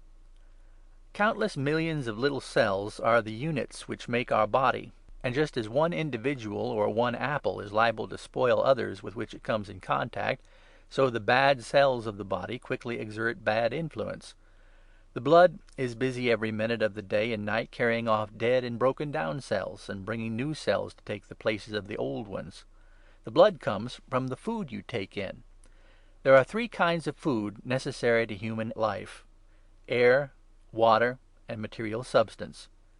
How important, therefore, it is that the air you breathe, the water you drink, and the food you eat shall be of the quality and quantity to bring the best results. Good food is impaired in its life-giving value if the mind is working improperly, because the food does not get the right secretions for its digestion. Some keen observer said that most Americans who had died had dug their graves with their teeth, and there is much truth in this statement. We all eat too much. We require about our own weight in food each month, or about 3% of our weight each day. I shall not impose upon you any rules of diet. Generally speaking, you should be able to eat what you like, but the one thing to keep in mind is that we all eat too much, and this imposes extra work on the digestive organs. It builds up fat, and the fat requires the building of a lot of extra veins that makes just so much more work for the heart. The human engine is very elastic in its power. It can do a prodigious amount of work, and nature has arranged that in such cases the human engine can consume large quantities of food and take care of it properly. The trouble with most men is that they keep their 100-horsepower boilers going to full capacity when the work required only calls for 15-horsepower energy. The matter of taste and savour nearly always prejudices us in favour of seasoned foods and sweet dishes. We eschew the very things we should chew. That is, we take pastry, soft, easily swallowed, pleasant-tasting food for our meals instead of roughage, and the roughage is necessary to keep the alimentary tract in good condition. Eat plainer foods. Frequently eat dry toast, but do not soften it with liquid food. Chew the toast thoroughly, for this causes the salivary glands to act and helps the digestive process. If you are thin and require fat, eat bacon in the morning, but do not have it fried to a crisp, for that means the fat, the very thing you're after, has been eliminated, and you're only taking in the least nourishing part of the bacon. Remember that eggs, milk, and whole wheat contain all the things necessary for the human body. Buttermilk is a splendid drink. Coffee, I won't say much about that, because I do not wish to raise a rumpus. I will meet you halfway with this proposition. Drink coffee for breakfast, buttermilk or sweet milk for the other 2 meals. Eat plenty of fruit, especially prunes and apples. In eating apples, do not commit the unpardonable crime against nature of peeling the apple before you eat it. The skin contains the phosphorus, the phosphates, and the real brain material of the apple. Remember, an apple a day keeps the doctor away. Try my way for a month of eating very much less than you have been eating. And it won't hurt you very much if you cut out the noonday meal altogether and take a good walk and eat an apple or two in place of your regular luncheon. Be regular in your meals. Avoid late-night suppers. Do not eat meat over once a day, and preferably mutton or chicken. I do not count the bacon you eat for breakfast, but I refer to heavy meats in quantities. When you are in a healthy, normal condition and get plenty of exercise each day, you will not have to bother much about what you have to eat. Those who are run down and suffering from indigestion or dyspepsia should consult a doctor as to the proper diet. The object I have in writing this book is to get you normally right, so that you can do pretty much as you like. I cannot give you any better or more truthful suggestion in the matter of food than these 3 rules. Eat less, eat slowly, eat plainer food. It goes without saying that the law of temperance applies here. That is, if you are run down and are eating a minimum amount of food, then of course the injunction to eat less does not apply. Chapter 19. When the stomach is affected, the result is either from physical cause or mental cause, very likely the latter. In either case, when the stomach is affected, the work it performs is of inferior quality. The work of the stomach is to extract the life-giving properties from the food you eat, and these properties are distributed through the body by the blood. If the stomach does not perform its office as nature intended, then the blood suffers, and consequently the whole system is impaired. We need nourishing food to give us storage, energy, and recuperative powers. Fatigue follows exertion, and fatigue is the result of overworked muscles or overworked nerves. When the fatigue is from nervous overdraft, it produces mental drowsiness.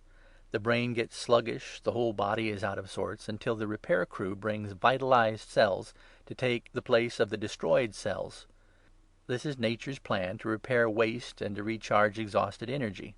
But when nature is presumed upon and insulted by the continued overdraft on her reserve, something has to give, and that something is the nervous system. Overworked muscles can be speedily restored by proper rest while the repair is going on, but overworked nerves are not so easily repaired. You must watch out and be careful not to overtax the nerves, for weakened nerve force affects the secretions of the body. Every cell in your anatomy is directly responsible to right thought. If the brain is not working properly, the entire system suffers. When you get your mind in supreme control of your body, you have built up a resistance, a reserve strength, and a power that makes you tingle with the very joy of living, and you will have no time to stop and argue over the pessimistic question, is life worth living? Every disease, of course, has a definite cause. Sometimes we find that the cause we see is merely a cause resting upon another cause. The pill may temporarily relieve constipation, a sweat may break up a cold, pepsin may digest your dinner, but below all these troubles there is impaired nervous action, and the permanent cure or relief will not come until the mind control makes the nerve action normal. The pills, the sweat, the pepsin may merely touch the branches of the tree, but they do not get at the root. The stomach is the place where medicines are taken. The fact that the great majority of our physical ills are due to stomach impairment or inefficient work has caused the country to be flooded with stomach remedies which artificially stimulate or artificially aid digestion. The gullible public, impressed with the wonderful claims and testimonials, buy the nostrums in tremendous quantities. There should be a law to prevent this quackery, and some day there will be such a law. I am pleased and encouraged to see that people are commencing to think and will listen to rational methods, helpful suggestions, and common sense. They are learning to think, and when the ability to think and the power of mental suggestion becomes universal, there will be less dope, fewer doctors, and healthier people. Chapter 20. You are a human being, equipped and fortified to defend yourself against all odds. The moment you show failure that you are not afraid, just then failure becomes afraid of you, because he's a bully, a bluffer, and therefore a coward. If you have stumbled, if you have gone down in defeat time and time again, you are not broken, but will begin to gather your strength bit by bit with grit and wit, until you make a hit, and fool all who thought you had been broken. You can do it, I know. You will take your defeats and errors and mistakes and use them as valuable experience for the future. Your bones will knit if they have been broken, your bruises will heal, your cuts will grow together. Time will take care of them, and there will be only scars left. You may be scarred, but you will not be scared. You may have been battered, but you are certainly bettered, and you will no longer be fettered, for you are going to assert your God-given willpower and take the reins and do the driving instead of being led and pulled downhill. You may have lost your money, but that really means you have only lost time. You have gained experience, and your time will do double service for you in the future by virtue of that glorious experience. You have not lost your manhood or your life. Everything else can be replaced, and you know it. You are learning to think right, and when you think right, you can fight right. When you think wrong, you cannot be strong. While others moan and groan, you will jump and hump, and you will get there.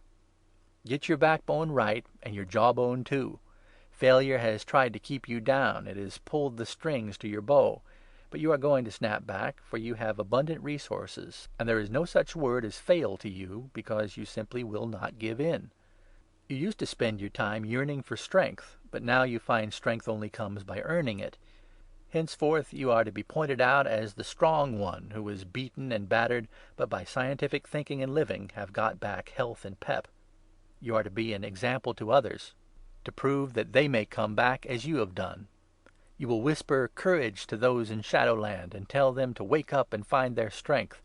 You will be invincible the moment you make your willpower do its duty. Tackle the smaller things first, for practice, overcome them one by one, and later on you will as easily overcome the bigger things which you think are standing in your way of progress. The world is a sieve that lets the little narrow worthless trash slip through and separates the really big worthwhile kind. That's the kind you are. The world needs strong, powerful sons and daughters, and it has a way of setting them up amongst other people and jostling them around, bumping them against one another until they are well polished. The world soon finds who is who, but it never would be able to differentiate unless the tests of endurance were made. Leaders are not discovered or picked off trees. Leaders are those who prove themselves, and the proving ground is right here amongst us. It is life, with all its stones and hits and bangs and bruises and jolts and jars. The world shakes us up to see who is who. The big ones, by shaking process, rise to the top, and the little ones disappear with the trash. If you are lacking in courage or grit, and have not the willpower and strength, if your views are twisted or warped, you cannot stand the test, and you will slip through with the trash. But you are not lacking. You have these strength qualities, and have perhaps not been awakened to them. Here then is the rousing or awakening time. Success will not be handed to you in a pretty blue box tied with silk ribbons. I can give you no panacea by which you can be worthwhile without effort on your part. You must fight alone for your place, and you must fight fairly and patiently. Forget your pedigree. Throw aside your family pride, your aristocracy of birth, your advantage of heredity. These are all impedimenta. Strip clean and go to it. You must fight alone. I have shown you the weapons and given you the rules of strategy. I have been training you to make you fit, but you must make the fight. And you will make that fight, and you will win. This I promise you, and I know whereof I speak. End of chapter 16 through 20. Chapter 21. One of the greatest benefits you will receive from mind mastery will be shown in your relation to physical ailments. I do not go to the extreme of saying you can wish away the pain of an abscess in your tooth, but I do say you can lessen that pain by rising mentally superior to it and intoxicating yourself with the belief that you can stand the pain until nature breaks the abscess or the dentist relieves it. Pain and illness are merely nature's indicators that the normal conditions have been disturbed. It is a wise provision, to you who have reason and willpower, for you can set about to relieve the causes which produce the effect, and you can do it in a natural way. Fruit, water, and exercise will relieve the constipation. A good sweat will cure the cold. Regulation of the stomach, fresh air, or resting the eyes will receive the headache, and so on. Willpower, diet, air, exercise, baths, sleep, relaxation, these are nature's medicines, and the greatest of these is willpower. Don't grumble or whine over every little pain or distress. The trouble will be gone in a short time if you exert your willpower and direct your mind away from your aches instead of upon them. It is because nature mends and cures that doctors thrive. It is not their medicines that cure, but your faith in the medicine and the doctor. You can just as well assert your faith without the doctor and without the medicine. There are 10 million people in the United States who do not take medicine, and there is less mortality among these non-medicine takers than there is among those who call the doctor for every little pain they have. In cases of contagious disease, acute troubles, accidents, or wounds, call the doctor, of course. I am speaking of the aches, pains, and ailments of the everyday type, which are small and not serious in themselves, but seem big because they are aggravated by mental ferment. Rise superior to pain, and it will pass away. Nature is a fine doctor, and her fees are lowest. Chapter 22. The benefits from right thinking are apparent on every hand. Common sense thinking is bringing about an evolution in religion that is gloriously hopeful. Back yonder, and not so far back either, persecution, drowning, burning of so-called witches, imprisonment, and wars were common under the flag of religion. The Hindu woman threw her babe to the crocodiles, or threw it under the wheels of the Juggernaut as a sacrifice to religion. Better thought has stopped these things. A score of years ago the preacher was excommunicated who dared to say hell was not fire and brimstone. Today there is hardly a preacher who believes in literal hell-fire. We are far from perfection, and have just commenced progress toward the universal religion of the God of love, charity, tolerance, kindness, good deeds, the religion of smiles instead of tears, sorrows, and self-condemnation. We shall have to tear down these lines of sects, divisions, and creeds. We must stand together with a broad purpose and under the banners of liberal belief and brotherhood welfare. The Church has kept in too narrow confines, too much habit, too much precedent, and too much dogma. Narrow minds have made narrow views. Prayer, generally, is selfish begging, and not broad, uplifting communion.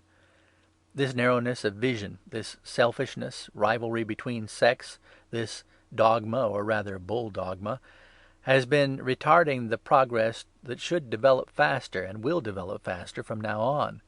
The preacher of tomorrow will, as some are doing today, preach faith, love, joy, peace, instead of fear, hate, sadness, and suffering. The new joy notes of the Church will be comfort instead of distress. The new thought and the new practical religion will be as much greater in the matter of development and scope as the lines of Omar Khayyam are greater than Mother Goose rhymes, or as the 93rd Psalm is greater than the Lamentations of Job. God is all-powerful, all-present, all-seeing, and the purpose he has is love, not hate, joy, not sorrow, health, not illness, strength, not weakness, faith, not fear. His message on earth, taught by the Saviour, was a simple message. It was a message of joy. It frowned on forms, sects, and creeds. It was, "Come unto me, and whosoever believeth in me shall not perish." I have travelled much. I have met many ministers. I have listened to them talking to one another, and what did I hear? Our new building, raising a fund, paying off the mortgage, the splendid character and standing of our members. Always dollars, buildings, business, social affairs. Again, I listen, and it is the call the minister receives to a larger field of usefulness, etc. The preacher and the pugilist usually go where they hang up the biggest purse. But times will change. There is to be a better condition, a broader religion, a happier religion of cheers, not tears, smiles, not frowns, faith, not fear. And the members will sing, "We must know each other here," instead of "We shall know each other over there." And you know this is so. I may jar some of my friends in this chapter, and those who do not know me may think I am not a member of a church. I am a Presbyterian, and give all credit to my church, but I know the church will progress. It has progressed from the old days of heretics, hellfire, and stern, sad faces. I was baptized in a church where there was no organ, and later, when they put in an organ, the church divided. Religious thought has progressed, and it will not stop. That's what I mean. And I am looking ahead and trying to be a 7-day Christian during the evolution, instead of a Sunday church attendant whose Christianity is witnessed only on Sundays. The progress toward the new universal creed of joy, love, hope, and charity is very rapid, and I am very certain my prophecy will come true. That prophecy is: creed must go, Christians must teach joy and love instead of sorrow and hate, and all sects must join the get-together plan. Chapter 23. There are countless sorrows and sufferings and tears in the world that you can never alleviate. The undertaking is too big for you or for me. The Supreme Being will look after all the big things, and will be responsible for the general operation of the larger and more important things, if you will just attend to the little things you can reach from where you are. Get yourself right. Do the best you can. That is your duty, and that is what is expected of you. If each unit in the general scheme is right, the grand result will be right. Don't you worry about the dying people in India, or fret yourself because people across the seas are warring with one another. Don't you bother about evils you cannot stop. Do the thing you can do. The world is getting better only as fast as each individual unit is better. Every optimist helps just so much. As a unit, your first responsibility is to do right and be right yourself in act and thought and deed. I'm going to tell this same thing to everyone who reads this book, and to ask each of you to tell the others, and perhaps the wave of good impulse will widen out far more than we hope for. Anyway, every unit who helps makes a general improvement. Get your own vision clear. Kill off your own fear thoughts. Establish and hold faith and uplifting thought, and you have wonderfully improved the unit. Be strong. Nothing can harm you. The things you think are worries now will be forgotten about day after tomorrow. You will pass through these little present troubles, or through the big ones, if you please, just as you have passed through scores of troubles yesterday and the day before, which you have forgotten. Tomorrow is unborn. Yesterday is dead. Today is yours. That's your cue. Today. You cannot change yesterday, nor help the things that have gone into the past. You must look forward, not backward. Do not worry about tomorrow until tomorrow has changed into today. Today is your day, and you are going to start now, this minute, to make the best of today. Even if you didn't start the day right, you are going to finish it right. Hereafter, each day you are to smile, to speak kindly and cheerily to every one you meet. You will not do a mean act, nor speak a word that is not true about anyone. And if the truth would hurt a person, then you will not tell it, but remain quiet. You are going to say, "I will," instead of "I can't." You are going to write your blessings with indelible ink, and trace your misfortunes on the shifting sands at low tide. You are going to have faith, not fear. All these things you are going to do henceforth, and as a reward each night, when your head touches the pillow, you will have a sweet happiness, and you will go into a sound, refreshing slumber. I am authorized by that truthful old preceptor of mine, Experience, to promise you these blessings. If worry tries to whisper in your ear, laugh at him, for he cannot hurt you. Persistently direct your attention away from worry thought, and insistently keep your mind on good thought. Your own proposition is plenty big enough for you, so you must dismiss the responsibility about other people from your mind. Their troubles cannot be helped by your worrying about them. Help yourself first, and by your example and suggestion, show others the way to help themselves. Chapter 24. Centuries ago, a Chinese philosopher said, "The legs of the stork are long, the legs of the duck are short. I cannot make the legs of the stork short, neither can I lengthen the legs of a duck. So why worry?" The duck only brings misery to itself if it spends its time envying the long legs of the stork. The duck should be proud of its ability to swim. It can go out to the middle of the pond where the stork cannot wade. The duck that envies the stork his long legs is a pessimist. The duck that glories in its superior swimming powers is the optimist. Envy, born of pride and vanity, kills peace and contentment until you dismiss it from your life. Vanity and pride tells you you want fine clothes, a better house, or more money to spend, and you turn your eyes upon those objects as things necessary for your enjoyment. That longing is envy. Envy likely becomes the most important thought you have, and stays with you while you sleep and when you wake. You compare your material things with the more expensive material things your neighbors have, and your envy causes you to worry. Stop this comparison. Quit belittling the things you have. Probably the very person you envy in the matter of material things is envying you your health or appetite, or some of the other blessings you enjoy. Stop complaining about the weather, or your health, or your poverty. Count your blessings. Get busy with your hands and brains doing useful things. Occupation shuts the door to envy and worry. Come to think of it, what can you possibly gain by fretting over the weather? As long as you live, weather will be good and bad alternately. Accept the weather as it is. Be thankful you are alive, and remember that the rain you're complaining about is probably helping the crops. The most frequent envy and worry we come across is about money, and I wish I had the power, like the fairy godmother, to let you have all the money you want for a few weeks to show you how impossible it is for money to bring happiness. I recommend that you read The Magic Skin, that wonderful book by Balzac that deals with envy and wishes, and shows what a footless thing money is as a method of producing happiness. I should like you to notice the faces of the next few millionaires you meet. I will give you a reward of a hard-boiled egg for every smile you can detect on millionaires' faces. As material possessions increase, worries increase and smiles decrease. Money-making is a foolish ambition if you really want happiness.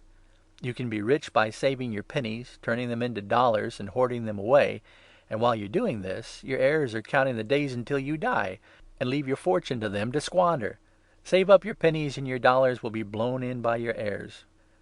Money will get many things for you. It is a present help in time of sickness. But money as a means to happiness is a forlorn hope. The rich man you envy is looking at you, envying your health and contentment. While you envy his gold and bonds and jewelry and automobiles, he is envying your energy and strength and courage and health. And these treasures are far beyond the ability of dollars to purchase. Chapter 25. It is a mistake to think that all men are born equal. Nothing in nature is equal. No two trees, no two blades of grass, no two of anything nature produces are just alike. The secret for you to solve is to get the best results from the equipment you have. I have seen a one-armed man row a boat and a one-legged man ride a bicycle, but neither of these men did a good job. The man fitted by nature to be a blacksmith is wasting his time taking lessons in millinery.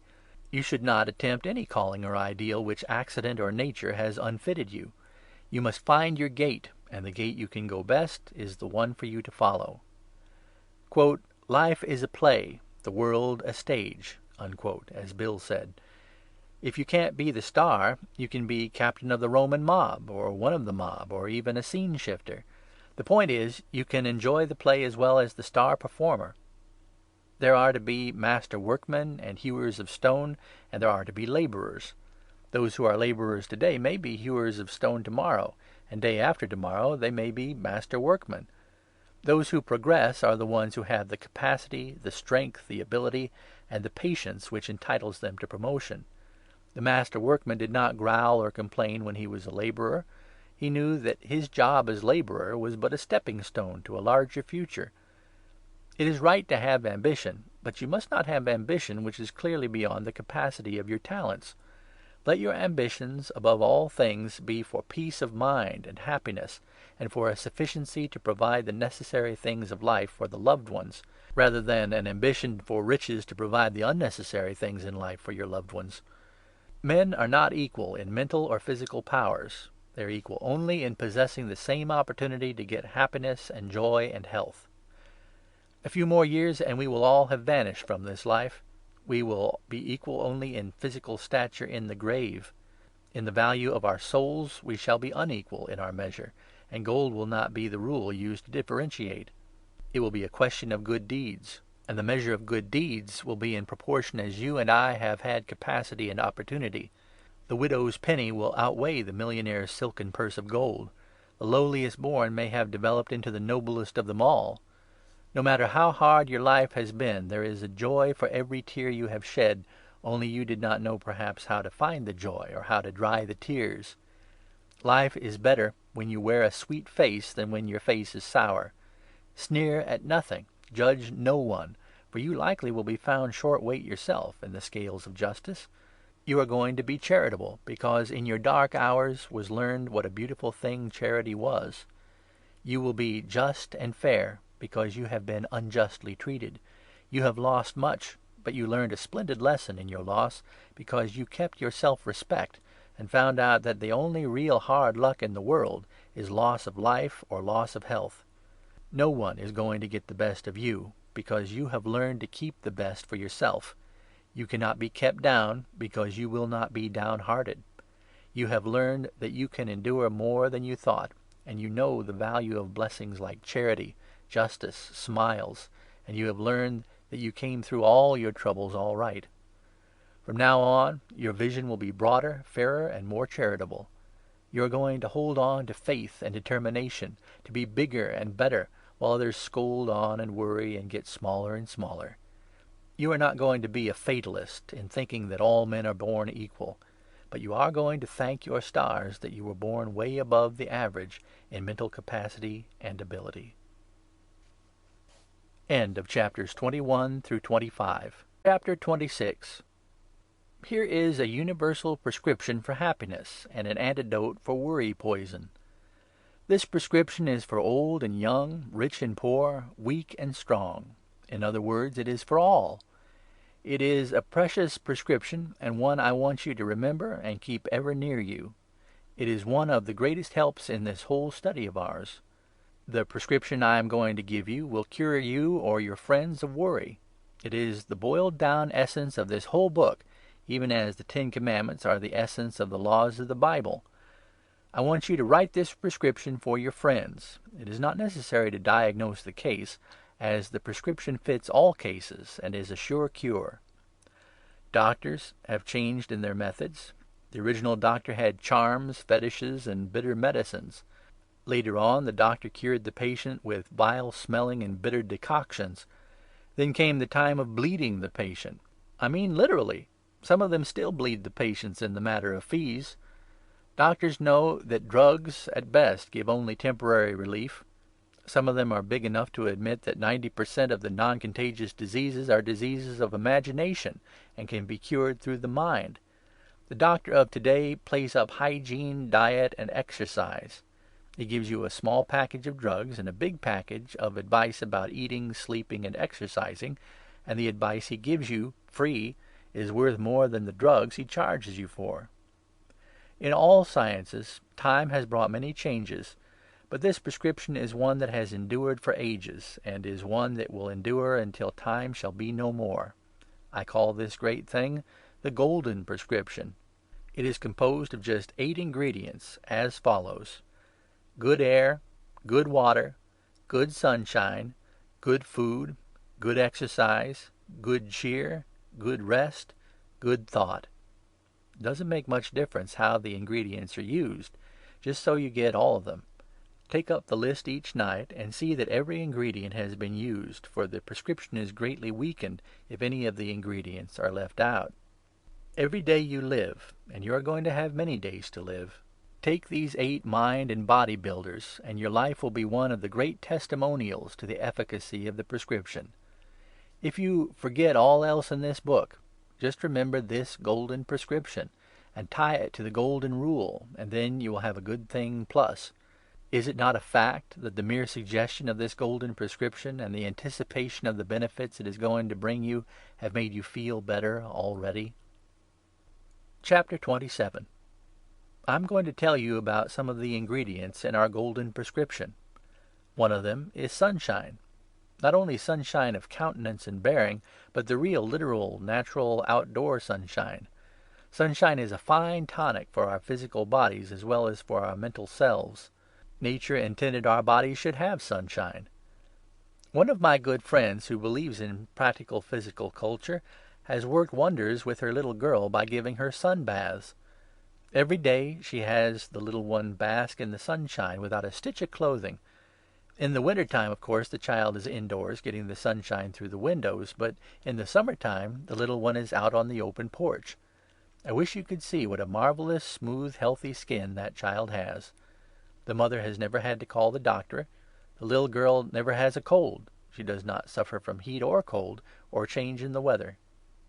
Years ago, everyone lived much of the time out of doors. Then worry and despondency were things very rare. With our modern civilization keeping us indoors so much of the time, we have witnessed a great change. With our indoor life shut in from the sunshine, we have brought gloomy thoughts to our gloomy rooms. Get outdoor sunshine, and you will bring in mental sunshine to the home, and you will spread cheer, will give courage, and will lighten hearts. Sunny homes make sunny people. Nothing will burn gloomy clouds like sunbeams of cheer. Foggy days make foggy thoughts, and these are the days we should make sunshine in our hearts to dissipate the gloom. The next ingredient in our prescription is good air. Go into a stuffy room or a crowded streetcar, and you will have a headache. Remain in an illy ventilated room all day, and you will have pains over your eyes. This is the warning from your business office, the brain, that you should go out and breathe fresh air. Fresh air contains oxygen. Oxygen purifies the blood. Good blood makes good bodies. Every drop of blood in your system goes through the lungs. The lungs are porous, like a sponge. The lungs hold the blood so that the oxygen can quickly reach it.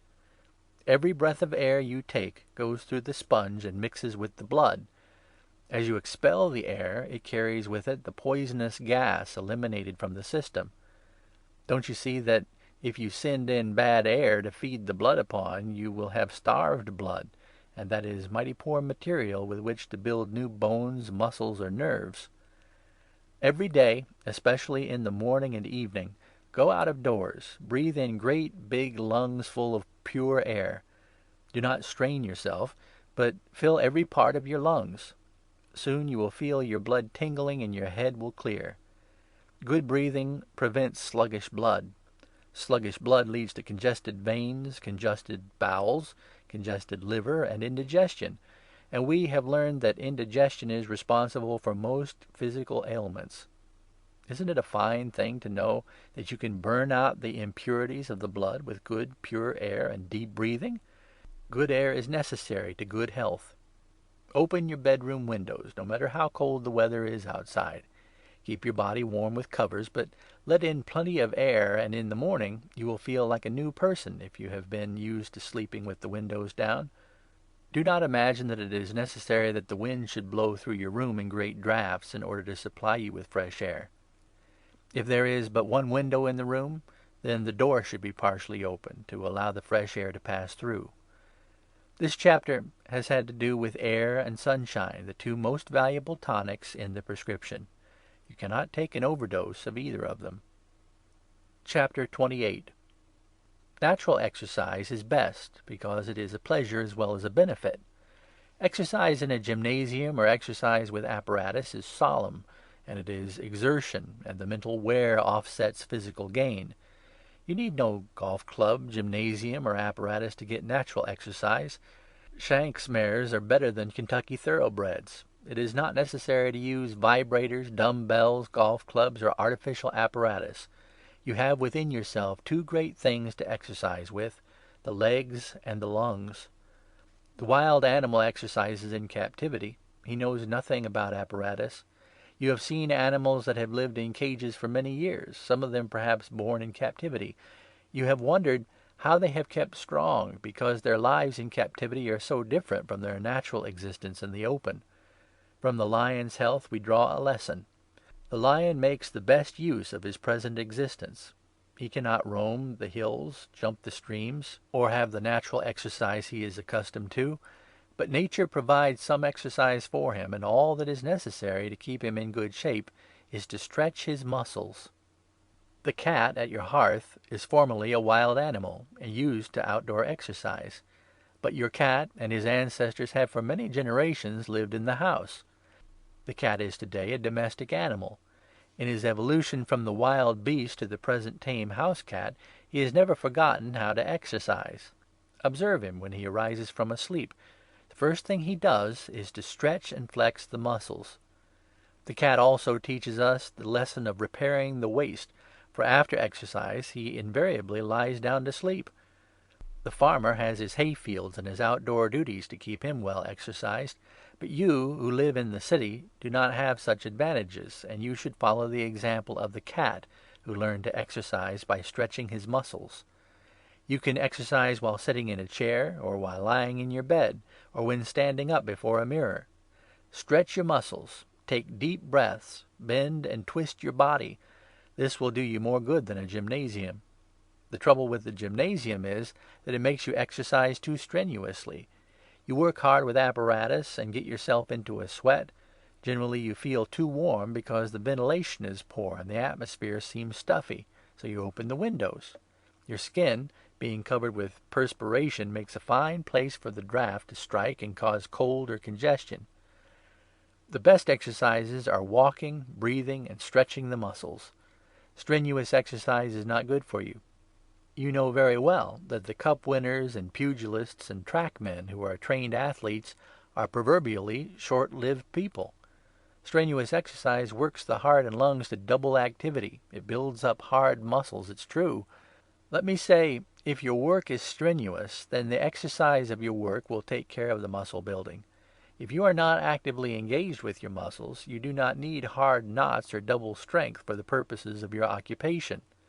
Conservation of strength is better than waste of strength through exercise beyond your bodily need. Chapter 29. The first thing in the morning, and the last thing at night, and during the day when you have opportunity, stand up and take in 15 or 20 deep breaths. Do not stretch your lungs too much, just good full breaths.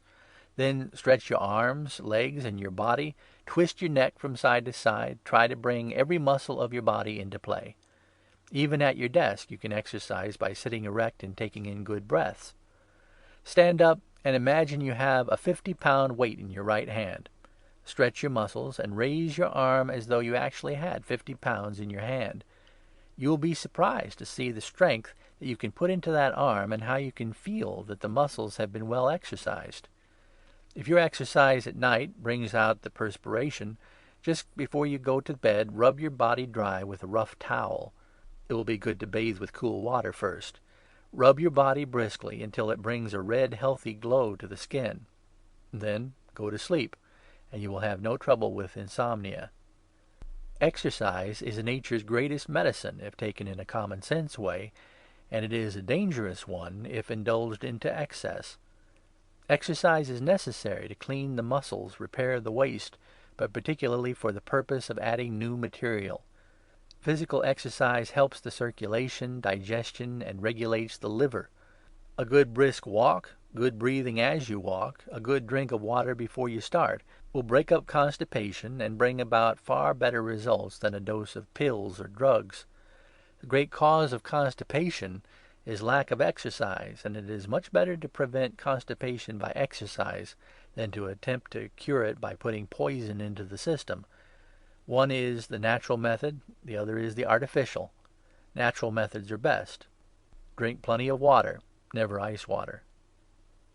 Everything you take into your system passes out after the life-giving, nourishing properties have been extracted. Solids pass through the bowels. Liquids, laden with salt and other chemicals, pass out through the kidneys and urinary ducts and through the pores of the skin. A man of ordinary weight and in good health should eliminate about 2 quarts of liquid a day, and over half of this goes out in the form of perspiration. After exercise, you should have rest, for this is the time nature repairs your body and your brain and stores up energy for the body like a battery. Your battery must be replenished in order to have it complete its function, so you see the necessity of proper rest. When you worry, you can't rest well, and lack of rest prevents storing up strength and energy in your battery. Nature demands that you take rest. You must have it. Exercise lets down the high pressure of nerve tension and rests the brain. Physical exercise not only brings about the desire for rest, but it produces a natural tiredness that makes rest so sweet and enjoyable. Rest is nature's restorer. It builds and strengthens. It cleans the mind and makes you think better.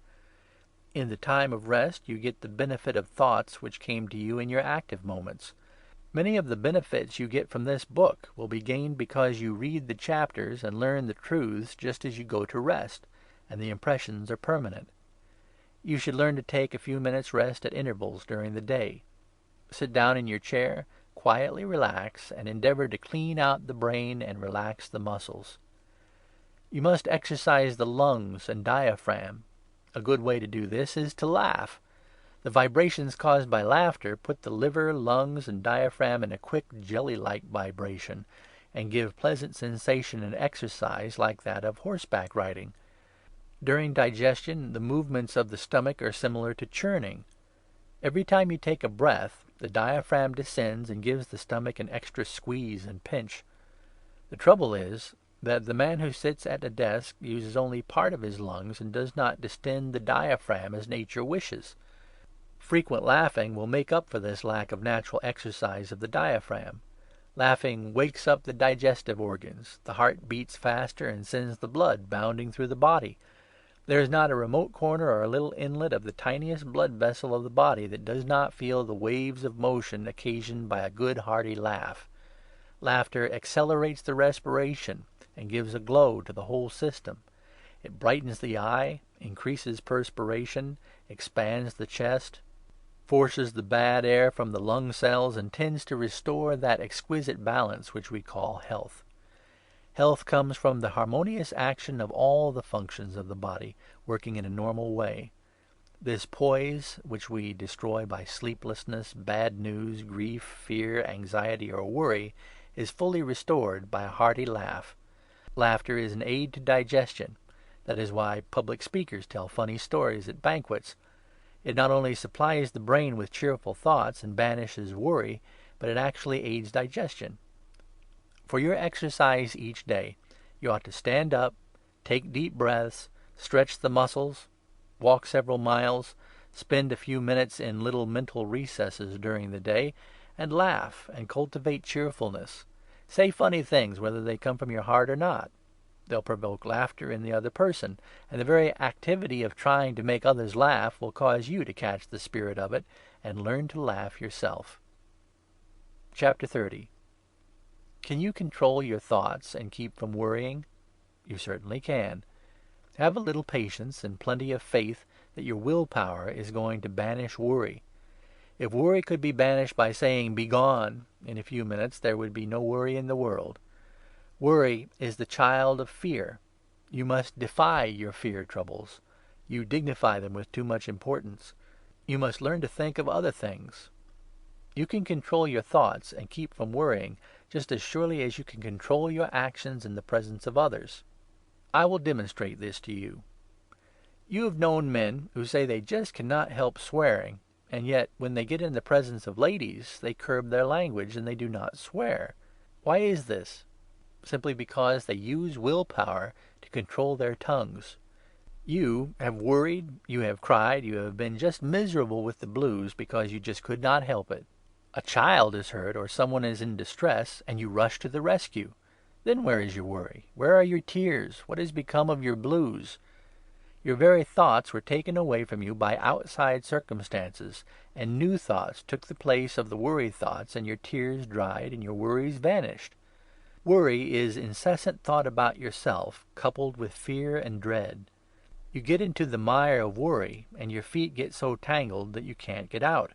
You flounder and get yourself into a terrible fix, just because you give up and say you can't help it. But you can help it. Brace up. Exert your willpower. You are going to climb up out of it. Notice the importance of the word up. You are going to higher altitudes where you can see over the hills and get a broader view. There will be nothing dark and cloudy in the future to interrupt you in your journey and study. You must not worry about the weather. You must not grunt or growl. You must exercise and rest. You must learn to rest and to eliminate. You must cast off thoughts and cares about things you cannot control. Cut out envy. Pocket your pride, for envy and pride are partners of worry, and they intoxicate you into a mental state where you do not see things clearly. Get the good thought in. Say to yourself that you are traveling on the right road. No matter how you feel, you know you are right, and that is more to you than anything else in the world. Do not bother about what others do or say or think about you. You will not be sensitive to criticism. You know that the greater you are and the stronger you grow, the less you will be disturbed by what the they-say mischief maker says about you. You have common sense, reason, good suggestions. You have acquired benefits in proportion as you have read and practiced the helpful truths we have brought to you in these chapters. From now on, your progress will be greater than ever, for you are getting proof of what the mind can do for you when you make it do your bidding. There is now one special thing I want you to do for at least 10 days. Do not go to the table at noon. Let your midday meal consist of 1 or 2 apples, skins and all. Chew them thoroughly. No matter how hungry you get, skip the noonday meal entirely, and you will be surprised at the benefit coming from giving your stomach a rest and house cleaning, with apples to help scour it out. Occasionally, in the future, try these 10-day periods of 2 meals a day, with apples only as a midday tonic. Use your allotted noon hour for quiet relaxation if your work calls for physical exertion, or use it for a walk if your occupation is of a sedentary nature. End of chapters 26 through 30. Chapter 31. I want to tell you of a case I know about, showing the benefits of good spirit and cheerfulness. A woman in the West had a crushing sorrow. Despondency, indigestion, insomnia, and other kindred ills followed. She determined to throw off the gloom which was making life so heavy a burden to her, and established the rule that she would laugh at least 3 times a day, whether occasion was presented or not. She trained herself to laugh heartily at the least provocation, and would go to her room and make merry all by herself. This woman was soon in excellent health and grand spirits, and her home became a sunny, cheerful abode. At first her husband and children were amused at her, and while they respected her determination because of the grief she bore, they did not enter into the spirit of the plan. But after a while, the funny part of the idea struck the woman's husband, and he began to laugh every time his wife spoke about it. When the husband came home, he would ask her if she had taken her regular laugh during the day, and he would laugh when he asked the question, and he laughed again when she answered it. The children thought Mama's notion was very queer, but they laughed at it just the same. Gradually the children told other children, and they told their parents. The husband spoke of it to their friends, and finally the neighborhood people, when meeting this woman, would ask her how many laughs she had today. Naturally they all laughed when they asked the question, and that made the woman laugh too. This woman had been weighted down with the greatest kind of sorrow, and troubled with worry. But this simple rule of laughing 3 times a day brought her out of it and put her into a new way of living. It relieved her of indigestion, banished the headaches, gave her poise and peace, and her whole home was better. And not only this, but the entire neighborhood received benefit from this good suggestion. Follow this suggestion of laughing 3 times a day, and prove the benefit of it in your own experience. Chapter 32. Do you have trouble in sleeping? If so, you cannot expect to get a medical prescription from me that will make you sleep. The only thing that will produce sleep artificially is a drug, and that is worse than no remedy at all. The ability to sleep well comes from getting yourself in good health and establishing within you the poise I have spoken about a few chapters ago. In other words, sleeplessness is the result of fear thought and continued training of your mental activity on your troubles until they become magnified. If the bugaboos come tonight and you just cannot sleep, do not worry over the matter or fret yourself till you fall asleep through sheer exhaustion. Let's change your old way of thinking about the matter. What if you don't sleep for a while? It isn't going to kill you. Know this, it will not be long before you will sleep like a baby, just as soon as you get the worry habit out of your system and learn to control yourself and get rest and exercise and a rational method of living. Tonight, if you do not sleep, get up and walk outdoors. Look up into the sky. Take a lot of deep breaths. If the weather is warm enough, walk on the grass barefooted.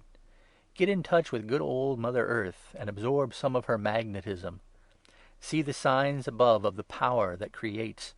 The stars are sending you messages, telling you that you are part of the great plan of the universe, that you can and that you will be strong.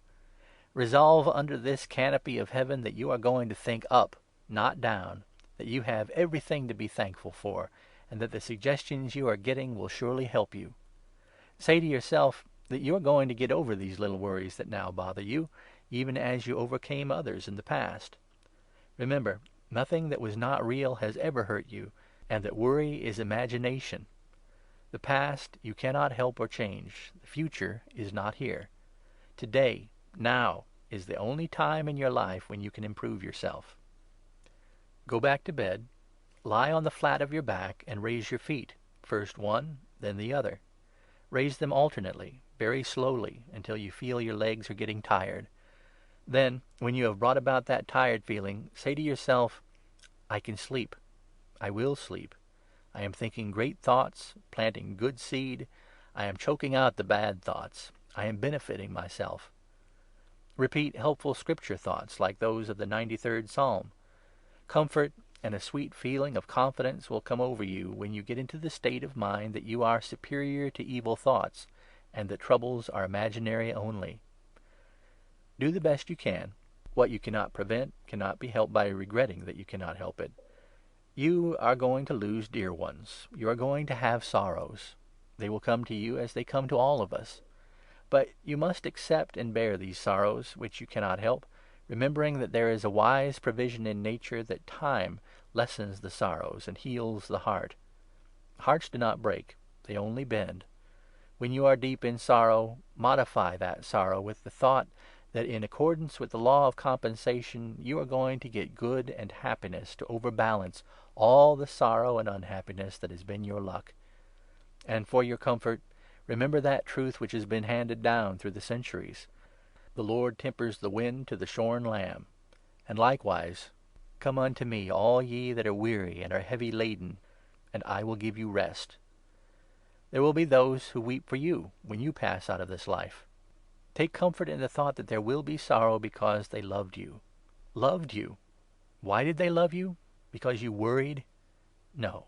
They loved you because you cheered them, you sympathized, and you helped them.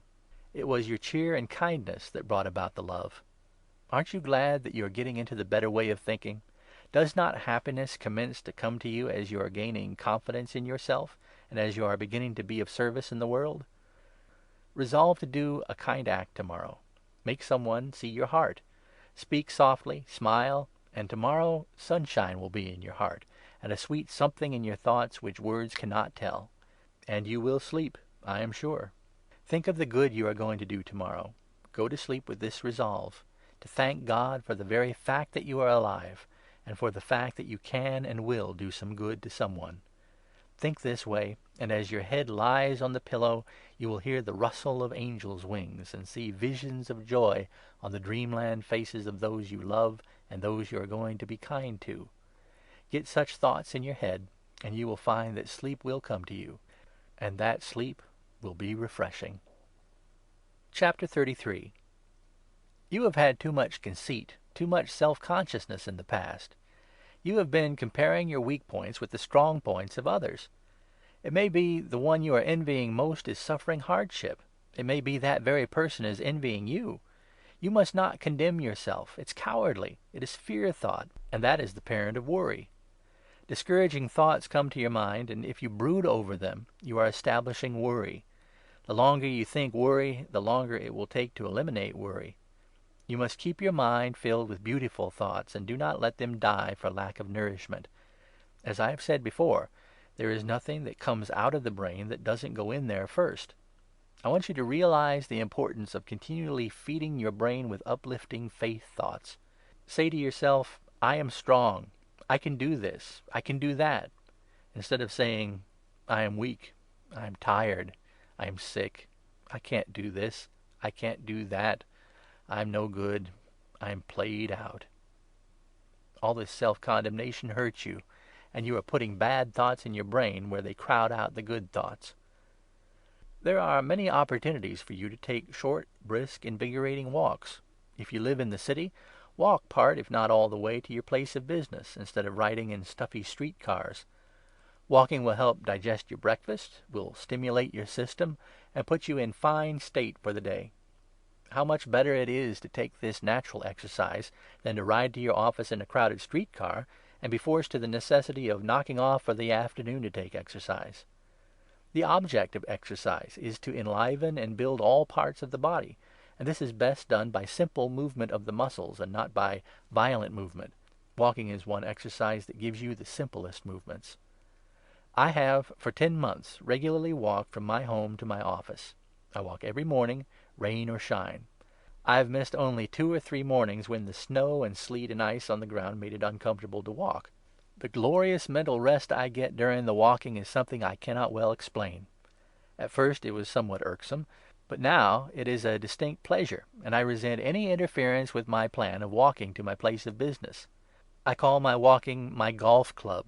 and I get more benefit from walking than I used to get when I played golf. Because when I played golf, I always had a partner, and my mind was on the game, and I did not have the pleasure of soliloquy, which I do have when I am walking. The very fact that I am alone, with nothing to disturb me, gives my brain a fine exercise and helps generate beautiful thoughts.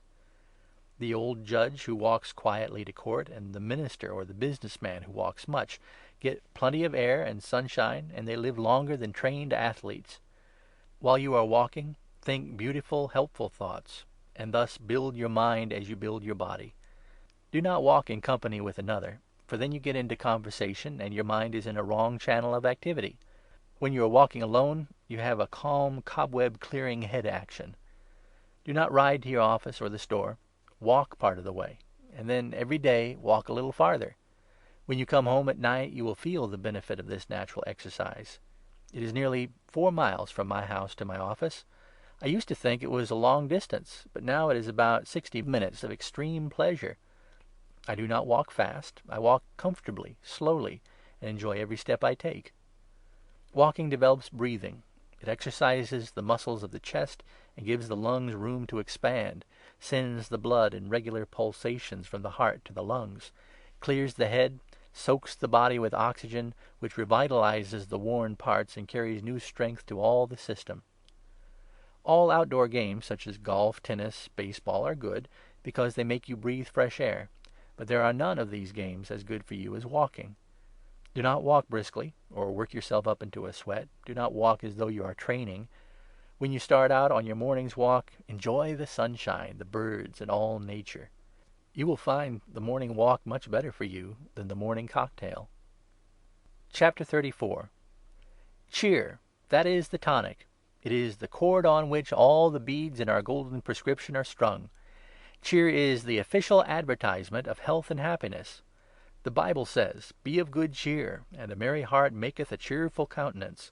Read the songs of David and the Proverbs of Solomon and see what they say about cheer.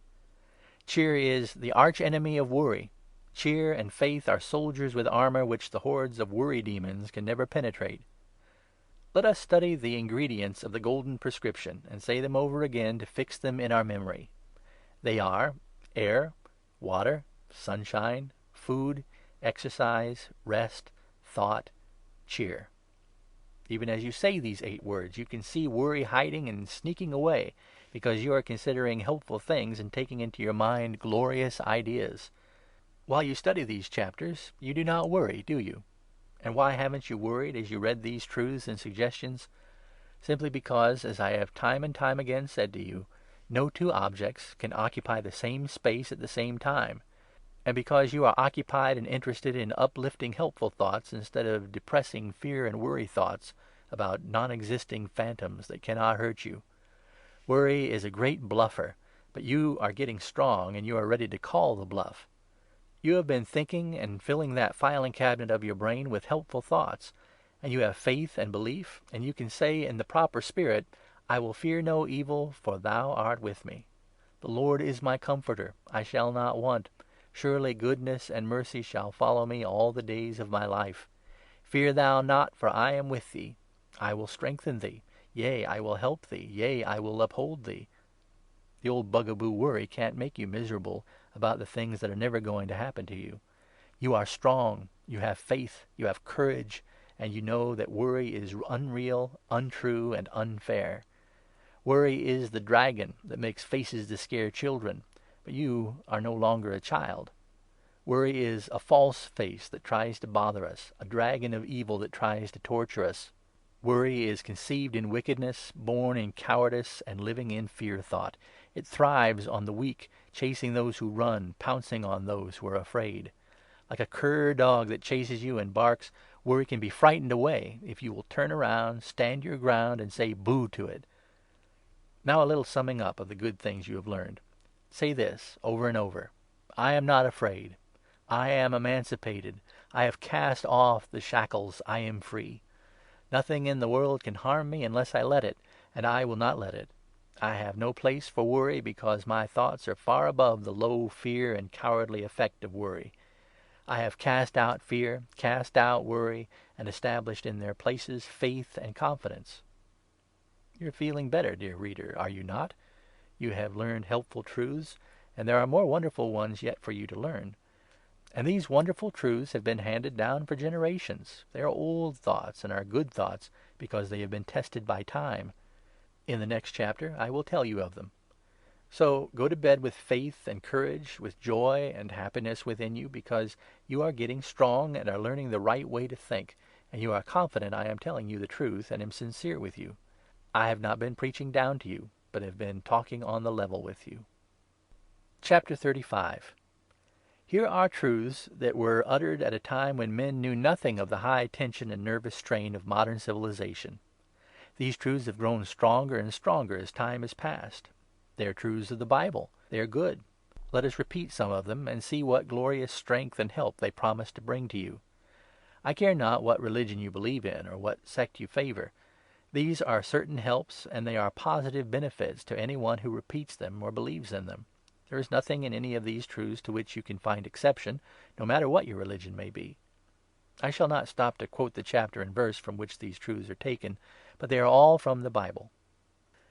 He that is slow to anger is better than the mighty, and he that ruleth his spirit than he who taketh a city. Take therefore no thought for the morrow shall take thought for the things of itself. Sufficient unto the day is the evil thereof. And yet, after all these centuries, and with these positive promises before us, the great number of people are worrying about tomorrow and making troubles of the things that are going to occur. Yet these things will not happen, cannot happen, and cannot bother you if you keep worry out of your mind. A merry heart doeth good like a medicine, but a broken spirit drieth the bones. That truth was uttered by Solomon, and it holds good today. Cast ye all your care upon him, for he careth for you. Be of good comfort, thy faith hath made thee whole. Go in peace. Surely he hath borne our griefs and carried our sorrows. Commit thy way unto the Lord, and trust him, and he shall bring it to pass. Above all, take ye the shield of faith, wherewith ye shall be able to quench all the fiery darts of the wicked. What comfort those truths will give you! And again, listen. Fear thou not, I am with thee. Be not discouraged, I am thy God. I will strengthen thee, yea, I will help thee, yea, I will uphold thee. The Creator made you. He made the earth, the sun, the moon, the stars, the sky. He made all the planets in this universe we know about. He made all the 3,000 stars you see on a clear night. And yet, brother, each of these 3,000 stars is a sun around which a number of planets revolve, the same as these we know about revolve about the sun we know about. And when you consider each one of these stars as the center of a universe, just remember that there are many more universes beyond those. This is God's work, and it is wonderful that he will help so small a thing as you. He has made you. He will help you if you will go to him and have faith. His promises are true. The Lord is my shepherd, I shall not want. I will fear no evil, for thou art with me. And he is with you, and will be with you, if you have the faith to commune with him in silent prayer. Think faith as you pray. Think not the blessings are merely things you get for the asking. To many, prayer is a rehearsal of desires. It's like a child who asks for presents from Santa Claus. It is a one-sided proposition.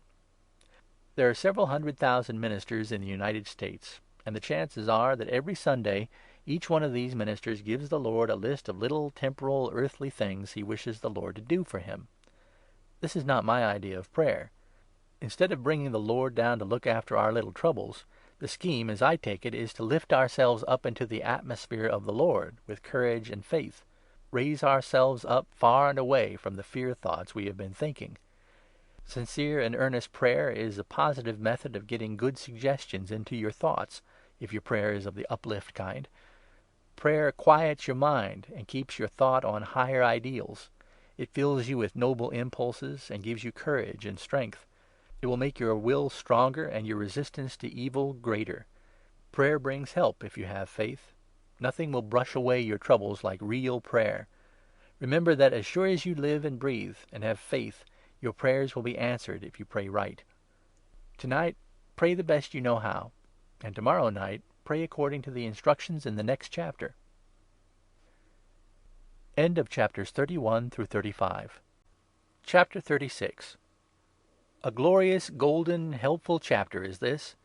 It tells you a great way by which you may break the shackles of worry. It tells you of the splendid power and divine strength you get in prayer.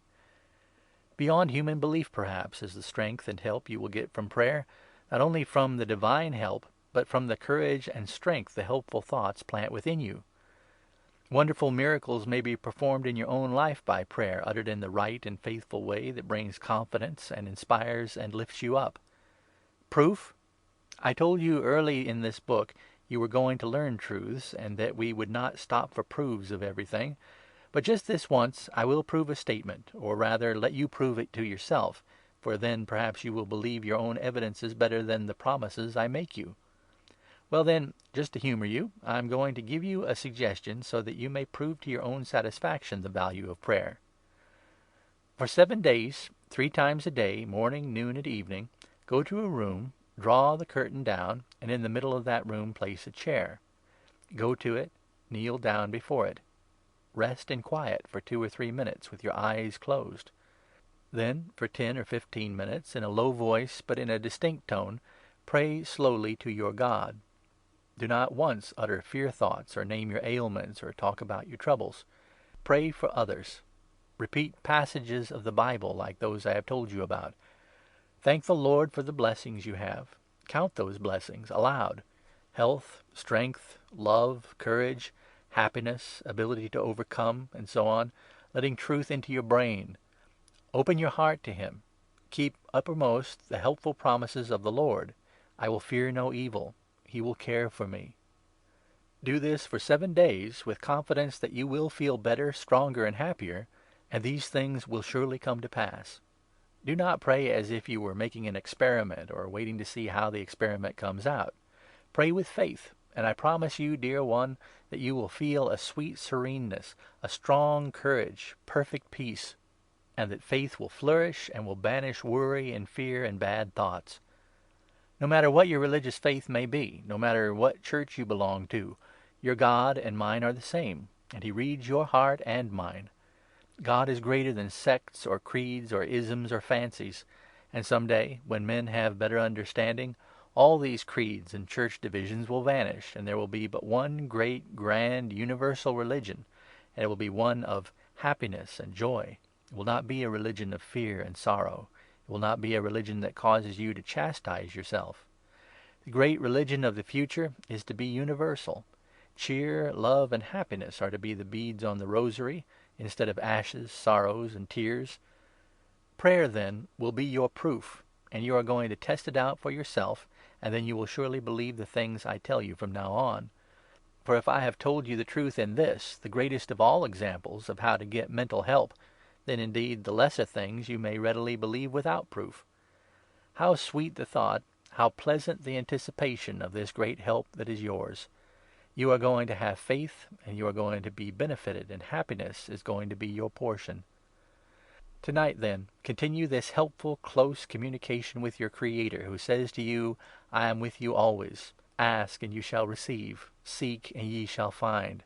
I am thy God. I will walk with thee. The very practice of raising your thoughts up into the grander views of life will bring you a peace that passeth all understanding. These truths have been handed down through passing generations, and only a few have known them, even as you, who are now just entering into the understanding.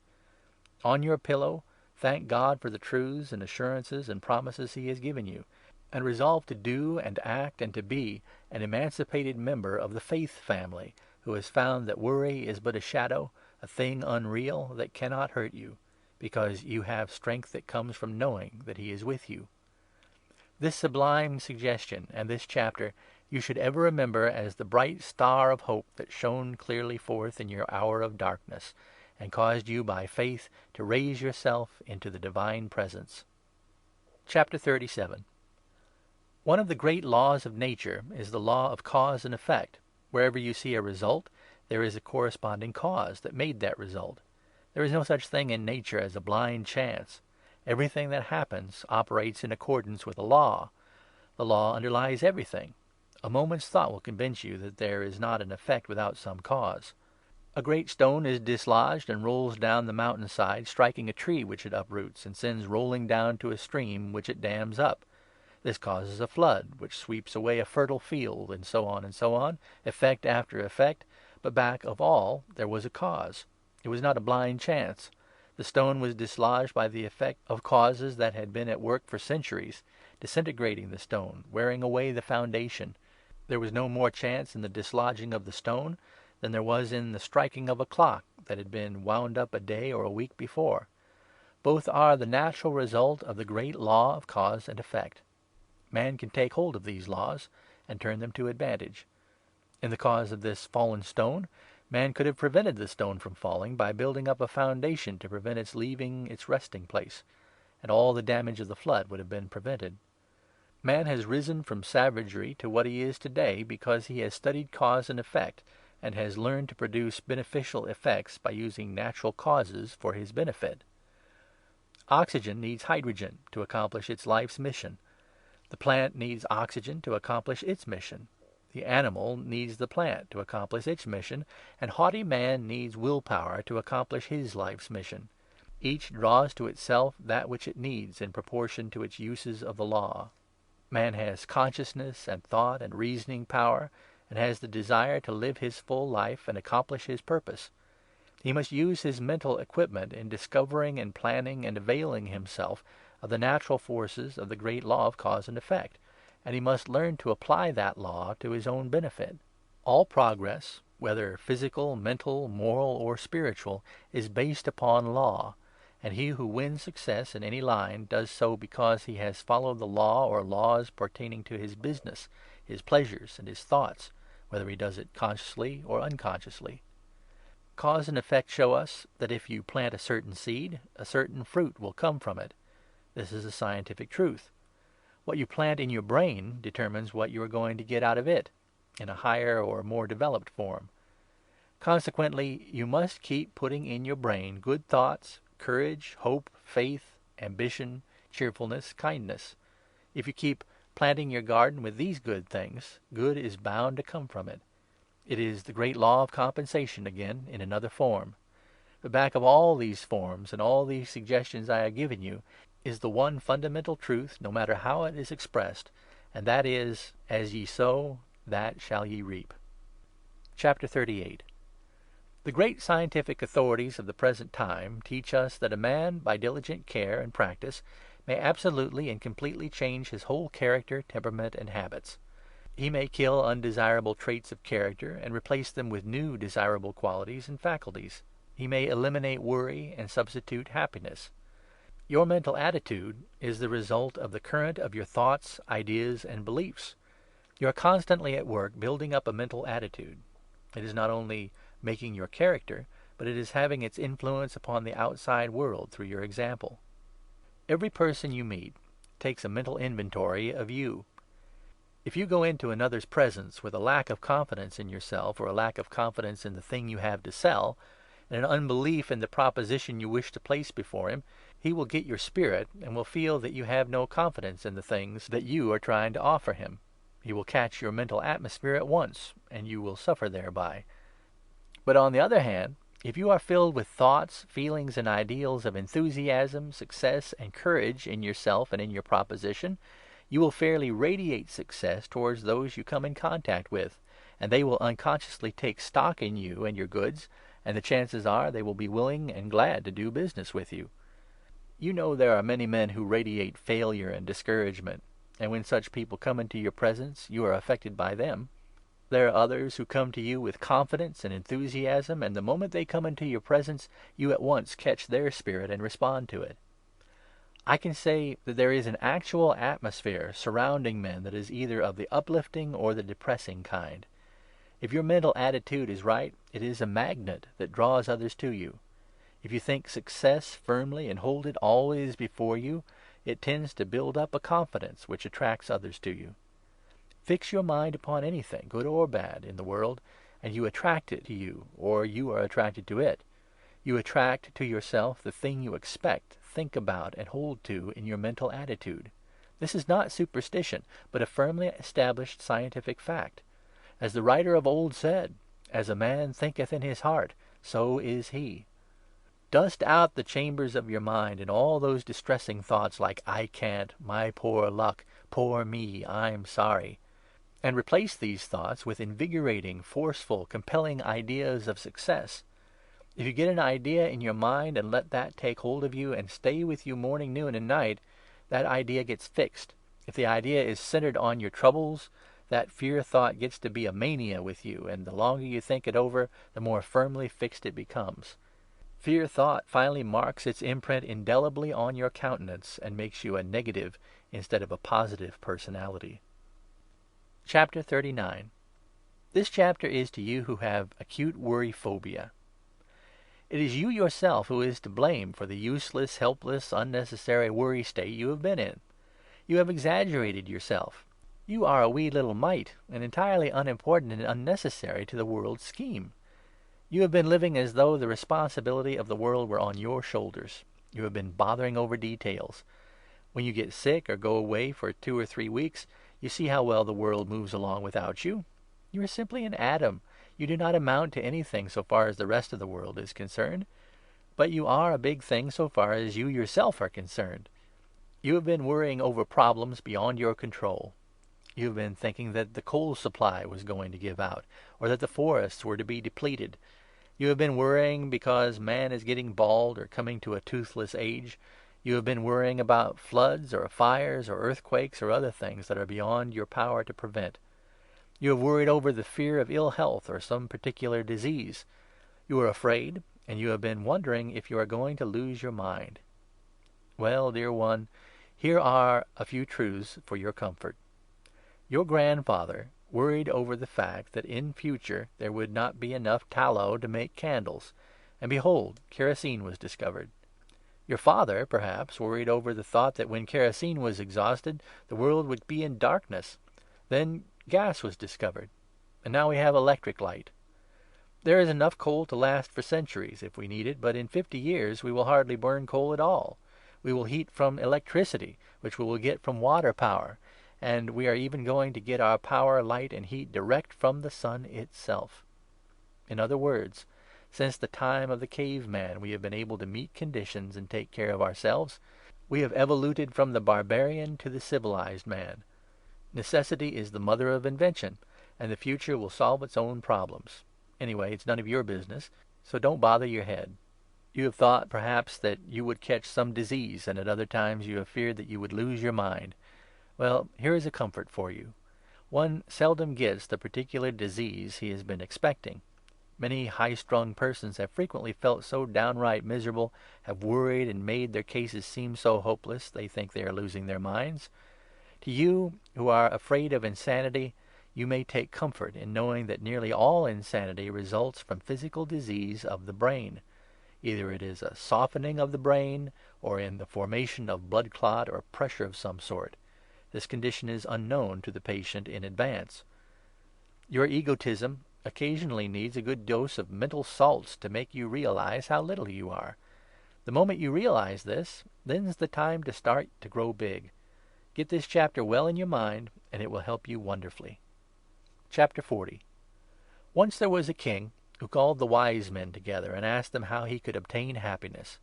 He was told to travel through his domain disguised as a peasant until he found a contented man, and to trade with that contented man or buy from him his shirt. So the king set out on his way, and after a long journey finally found a man who was fully contented, and showed it. But lo, the man had no shirt. It is the seeking for material things and the desire for the unattainable that makes discontent. Our colored brothers down south are happy. They have few material things. They need few. But they use those few things they do have to the best advantage. They have good appetites, good health, and they are always smiling or joking. The more things a man has, the more he has to worry over. You must learn to be thankful for the things you have, and you must spend your time adding to your store of happiness by doing something for somebody and making the best of the things you have around you. The first rule of happiness is the doing of something for somebody. A word of cheer, a kindly act, interest in other folks, wise counsel, and above all, lending a helping hand with a smiling face. Get selfishness out of your system. Do not look for a direct reward for the good you do. Plant the seeds. The harvest will come out all right later on. Think of the great unselfishness of your mother. She has cared for you, watched over you, shared your joys and sorrows, your hopes, your troubles, and all without a single thought of her reward. You must not do kindness and look for profit from the act right away. Kindness should never preface a request. Women often do kind things for their husbands in order to get them in good humor, and when this is attained, they follow their advantage by asking a big favor. The reflex from such an act of kindness offsets the good that was done. Happiness comes from the very doing of good, and not from the hope of reward. Keep in good humor, for anger kills happiness. Do not quarrel. Remember that a soft answer turneth away wrath. Let the other fellow stew and fret and work himself into a fury, but you keep calm. It takes two to quarrel, and you must not be one of the two. Start tomorrow making it a point to say a pleasant word to every one you meet. To those who are ill or in trouble, whisper the word of sympathy first, then a word of courage and helpfulness. To those who need advice, give your kindly counsel.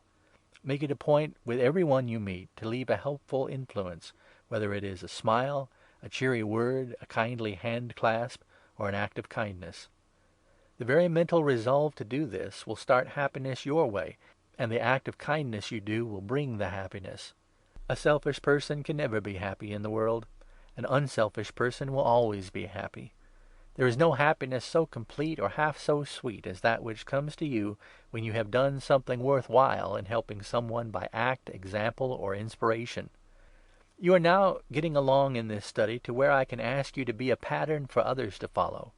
You are to be a model and radiate to others happiness and good humor.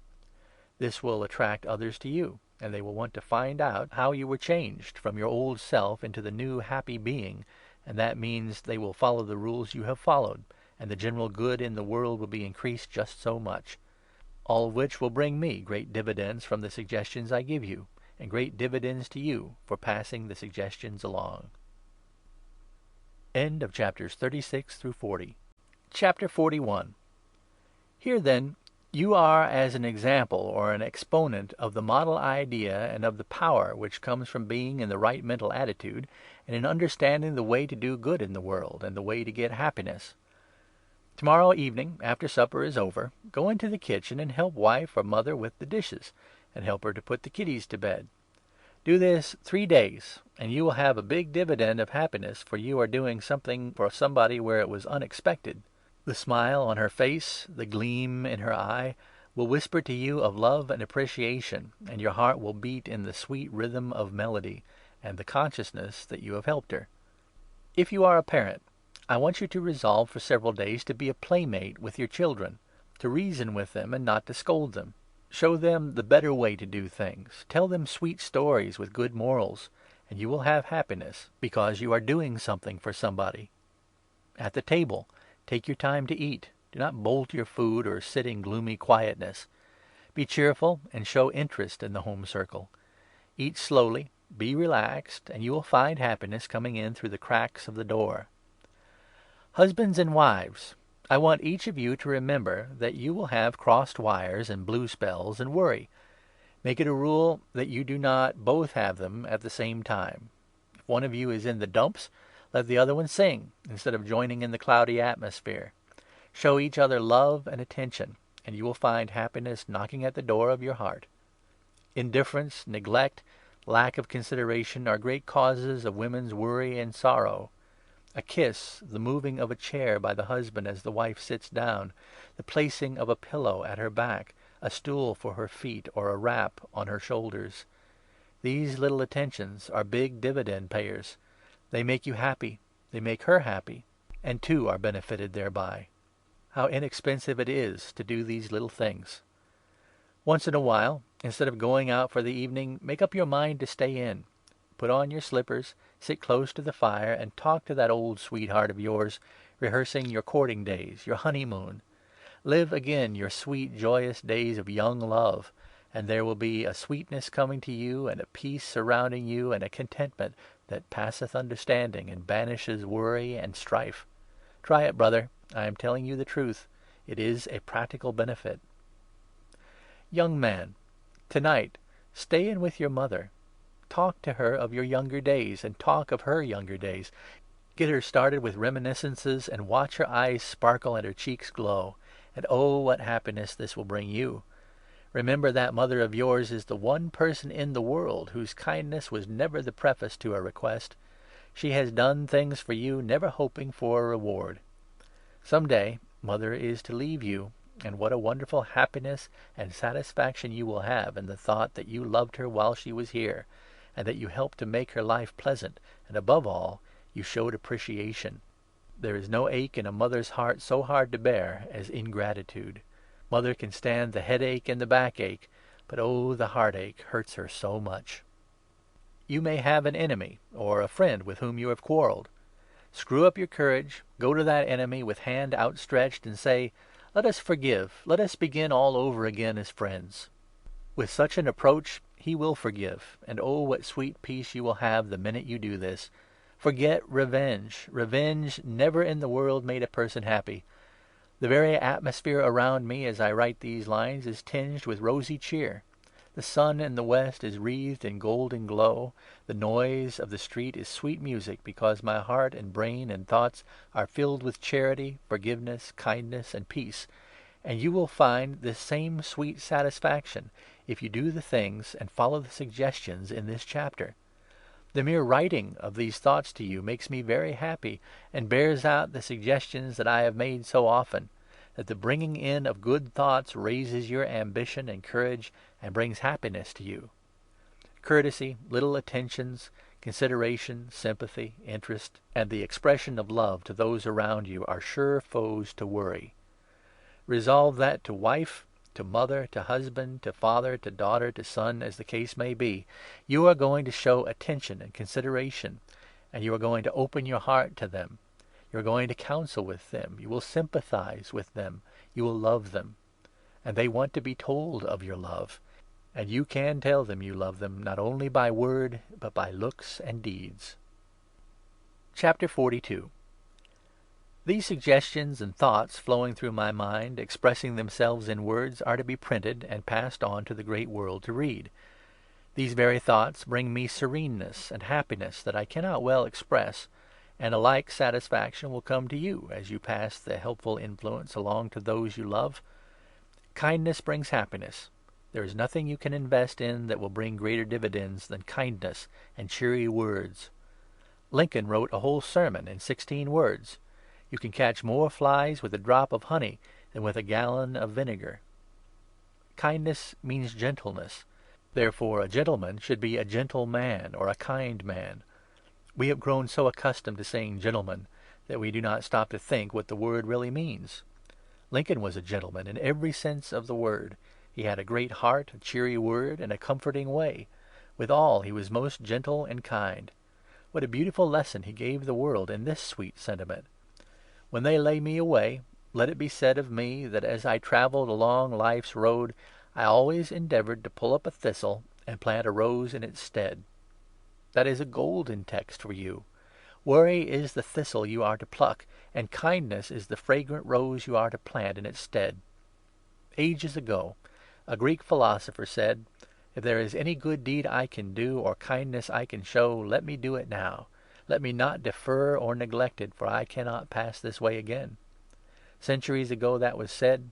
It was true then, and it is true now. Confucius, the Chinese philosopher, said, "Do not do any act to another that you would not like another to do to you." And later on Christ uttered the same thought in the more positive form, which we know as the Golden Rule. I want to give you a beautiful sentiment to remember. I don't know who wrote the words, and I cannot remember the words exactly as they were written, so I am giving it in my own language, remembering the sentiment and the idea, rather than the words themselves. Do not keep the alabaster box of your love and tenderness sealed up until your friends are dead. Fill their lives with sweetness. Speak approving, cheerful words while they are here to hear them, and the sweet things you mean to say when they are gone, say before they go. The flowers you mean to send for their coffins, send to brighten and cheer their hearts before they leave here. If my friends have alabaster boxes laid away, filled with sympathy and affection, which they intend to lay over my dead body, I would rather that they would bring them now to my weary and troubled heart, and open them, that I may be refreshed and cheered by them. I would rather have a plain coffin, without a flower, and a funeral without eulogy, than a life without love and sympathy. Let us learn to anoint our friends beforehand for their burial. Post-mortem kindness does not cheer the troubled spirit. Flowers on the coffin cast no fragrance backward over life's dreary way. What beautiful thoughts these are! Let us ever remember them. The hand clasp can show sympathy in times of trouble more eloquently than the floral piece. Think just a moment of the many chances to show kindness you have had and have overlooked. Remember how the loved one who is gone longed and waited and listened for words of appreciation and evidence of affection. How much better you would feel now if you could turn time backward and erase unkindness of the past. But the past cannot be helped. Today and the future only are yours. You must learn to profit by your neglect of the past, and to do better in the future. How many ways you could have shown kindness to your departed if you had your past to live over again! By your mistakes you are going to learn a lesson, and from now on you are going to say the kind word now. You are going to whisper love and gratitude to the waiting ears of those who should hear them. Take home a bouquet tomorrow night. Remember your life's partner each day with some evidence of your gratitude and appreciation and love. Chapter 43. I want you to make an investment. It is one that will pay big dividends, and pay them every day of your life. The most fascinating land booklet or mine prospectus never offered greater returns than this investment I want you to make. The best of all is that you need put no money in it, only time. I ask you to invest 15 minutes each day, and devote them to sizing up things and taking mental inventory of your progress today, and planning for the day's work tomorrow. Sizing up things can be well done only in solitude. Plants grow in darkness, yet the common understanding is that they grow in sunshine. The sunshine is absolutely necessary for the growth of the plant, but the real growth is done in the quiet of the darkness. The brain develops in solitude, yet hustle and bustle and business activity are as necessary to the brain as sunshine is to the plant. The real brain and moral growth takes place in solitude. Here again, we must remember the law of compensation. If a man had all hustle and bustle and no solitude, he would be like a machine without a governor. He would run so fast that something would have to give way. On the other hand, if a man is too much in solitude, a plant too much in darkness, they will wither and die. Man has always had a great admiration for the big individual, whether bird, beast, fish, plant, or human. There are two kinds of birds: the kind that live in flocks, like the blackbird and the wild duck, and the kind that lives by itself, like the eagle. Among birds, the eagle is chosen as an emblem for the flag, but never the duck or the blackbird. Among beasts there are two classes: the herd kind, like the sheep, and the strong individual, like the lion. The lion is the symbol of strength and courage, the sheep the symbol of innocence and simplicity. The lion appears on the coat of arms, but never the sheep. In the fish family there are two classes also: the kind that live in schools, like the mackerel, and the kind that lives by himself, like the whale. When first the savage drew a rude picture of a fish on his hut, it was a whale, not a mackerel. We never find the mackerel's picture printed except at the fish dealers and on the menu, and then only because the mackerel is good to eat.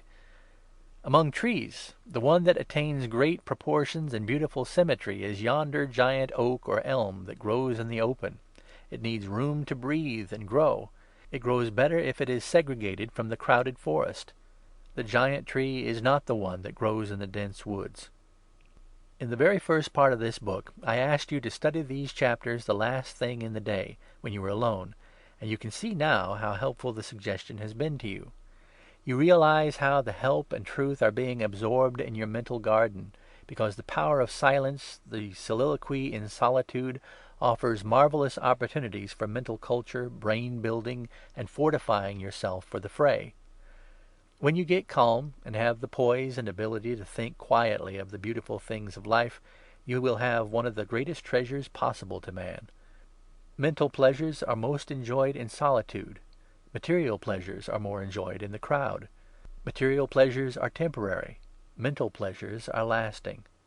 The 15 minutes you invest in mental soliloquy will yield dividends as long as you live. And so, in closing this chapter, I want to impress upon you the importance of investing 15 minutes each day in a quiet place by yourself, where you can size up the things you have done, the acts you have gone through, the thoughts you have had, the conclusions you have arrived at. This will be a threshing process by which you will eliminate the worthless chaff and get the good wheat. Chapter 44. I hope you followed the suggestion in the previous chapter of quietly sizing up the acts of the day, for then you will be in better position to understand and benefit by some more suggestions along the same line. I gave you some examples of strong individuality among plants, birds, beasts, and animals, and now we shall consider the supreme animal, man. There are two kinds of men: the kind that lives in the herd, and the kind that has the strong individuality and spends much time by himself. This strong individual needs room to grow. The herd man exists in infinitely greater number than the individual type of man. I cannot imagine Lincoln, Bismarck, Webster, Clay, Edison, or Burbank living in the herd or spending their time in brilliant cafes. The man who lives in the herd, who is ever present when the lights are bright, where gaiety abounds, where excitement reigns, where feasting is present, soon gets himself into the habit of cultivating this excitement so as to get away from himself, for his thoughts are fear thoughts, and he is never happy when alone with such thoughts. The brain never sleeps, and something must occupy it. The herd man fills his brain with frivolous things and seeks constant excitement. He is like the plant always in the sun. He burns himself out. The great man, with the individuality, is great because he has always spent plenty of time by himself, sizing up things in solitude, making a mental inventory of the things he has been doing. Sizing up things makes the brain grow and makes it stronger, and gives it the power of eliminating the things which harm the brain and make it weaker. The universities of this country, in a great measure, produce the herd man. The students dress alike, all have the same mannerisms, all have the same tilt to their hats, all the same turned-up trousers. They all feed at certain restaurants. They crowd in flocks, always. Very few college men learn the benefits of sizing up things in solitude until after years. Society conventions, too, develop the herd man. On the other hand, the philosophical student does not copy his fellow student. In the great practical experience schools we find Lincolns, Edisons, Jim Hills, and Carnegies. These men had to wrestle with the problems for themselves. They never lived in the crowd. They had to size up things in solitude instead of reading experiences from textbooks or following rules laid out by others. In your sizing up, weigh your positive and negative acts, your wise and foolish deeds, the right and the wrong impulse, the gain and loss in achievement. You should strike a balance, and if you see the bad, deterrent, backward things in the lead, you should resolve to get a move on yourself and change your habits. Those who go along without this sizing up of things in solitude are like the merchant who keeps no record, but pays his bills from the cash drawer and takes what is left for profit. He will be running a little shop 20 years, while his competitor, who sized things up each day, will be in the wholesale business or will have retired with a fortune. Try this sizing up of things for 2 weeks, and the benefit you will receive will be so manifest it will need no further suggestion to make you keep up the practice. While you're sizing things up, put the worries down in black and white and see how really foolish they look. Count your blessings. Realize your strength. Grow in these hours of sizing things up. Store your brain with faith thoughts. In the silent watches of the night, my suggestions will come to you through these pages, and if you have been as sincere in reading and following this great truth as I have been sincere and honest in desiring to help you, then you are feeling great benefits, and from now on, as the closing chapters are read by you, you will have a peace and a joy that the outside world does not know of. But you and I know them, and we understand, and we are happy thereby, for we are helping others. Chapter 45. False pride is one of the most frequent causes of worry. A man works hard to give his family comforts, and in the nature of things, as he goes along, his income improves. But the trouble is that in anticipation of the increase, either the man himself or his wife anticipates it, and the expense of living generally grows faster than the income. Few women have the ability to consider the family affairs with the breadwinner and gauge expense accordingly. Many a man has lost his ambition and his ability to earn a livelihood simply because he is pressed by debts until worry and discouragement materially handicap him. If women could realize the happiness that comes to the family that makes it a rule not only to live absolutely within the income, but at the same time save a little, much of the trouble of the world would be eliminated. Nearly every wife has been asked by her husband to curtail expenses. There is not one out of 100 who will take such a request with good grace. Usually, the one answer of a woman to her husband's request for scaling down expenses is, "Mrs. So-and-so dresses better than I do, and her husband doesn't make any more than you do." Or, "If Mrs. So-and-so can afford to have an automobile or to have this or that, I don't see why we cannot afford to have the same."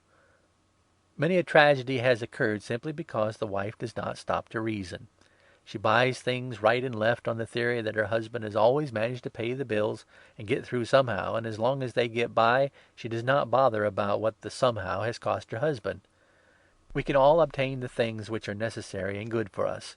The great struggle is to obtain the things which not only are not necessary, but are positively harmful to us. It is the struggle for the useless things that makes so much trouble in the world. Fear thought is kept in ferment all the time by debt hopelessness, and pride is the yeast that generates the ferment. It is the desire to show off, to appear better than the neighbor, to excite envy among one's friends, that produces so much misery. Many a home has been wrecked by this false pride. And when the poor husband is faced by the stern necessity of selling the home or moving into a house where the rent is cheaper, women look at the matter as hard luck. Few women can deal with these things philosophically. The ones who can are the busy, home-loving women. Most women in adversity have so much false pride they worry their husbands almost to death by constant rehearsal and ever-present thought of what they have had to give up since the retrenchment in living expenses has come. Many a man has been driven to distraction because after he has reduced his cost of living and has given up extravagances, his wife constantly reiterates or recounts the things they used to have and makes odious comparisons. When fortune or time or circumstance change a man's income so that he can no longer live up to the pace he has been going, there is nothing greater to his credit than the ability to face the situation and to change his scheme of living by moving into a smaller house in a new neighborhood, and away from the associations and environment which have put him in the hole. And happy indeed is the man who has a wife who is a real partner and will do teamwork in this respect.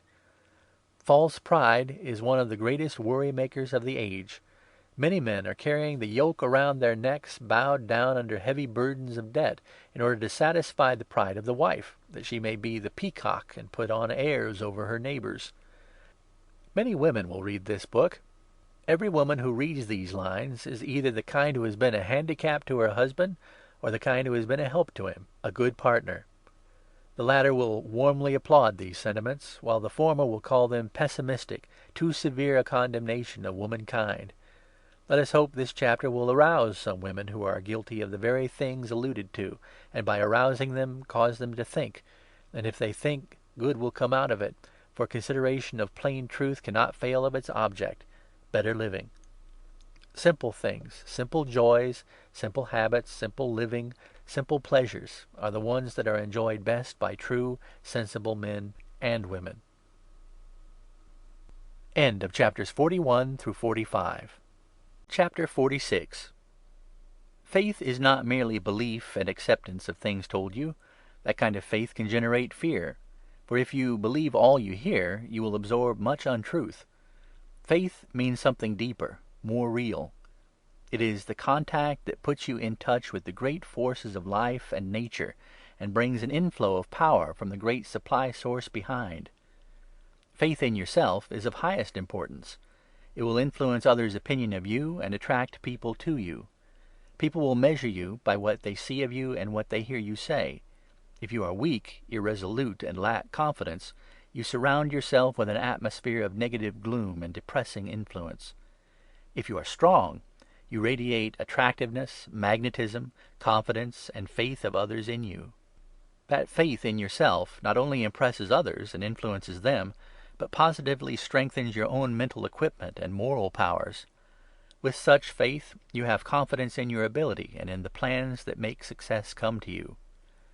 Confidence is the basis of trade. The man with the I can, I will, I do make-up gets there, and his magnetic faith is his great advertisement. You must have faith in the world generally, but not so much faith in others that you carry it to the point of making you gullible.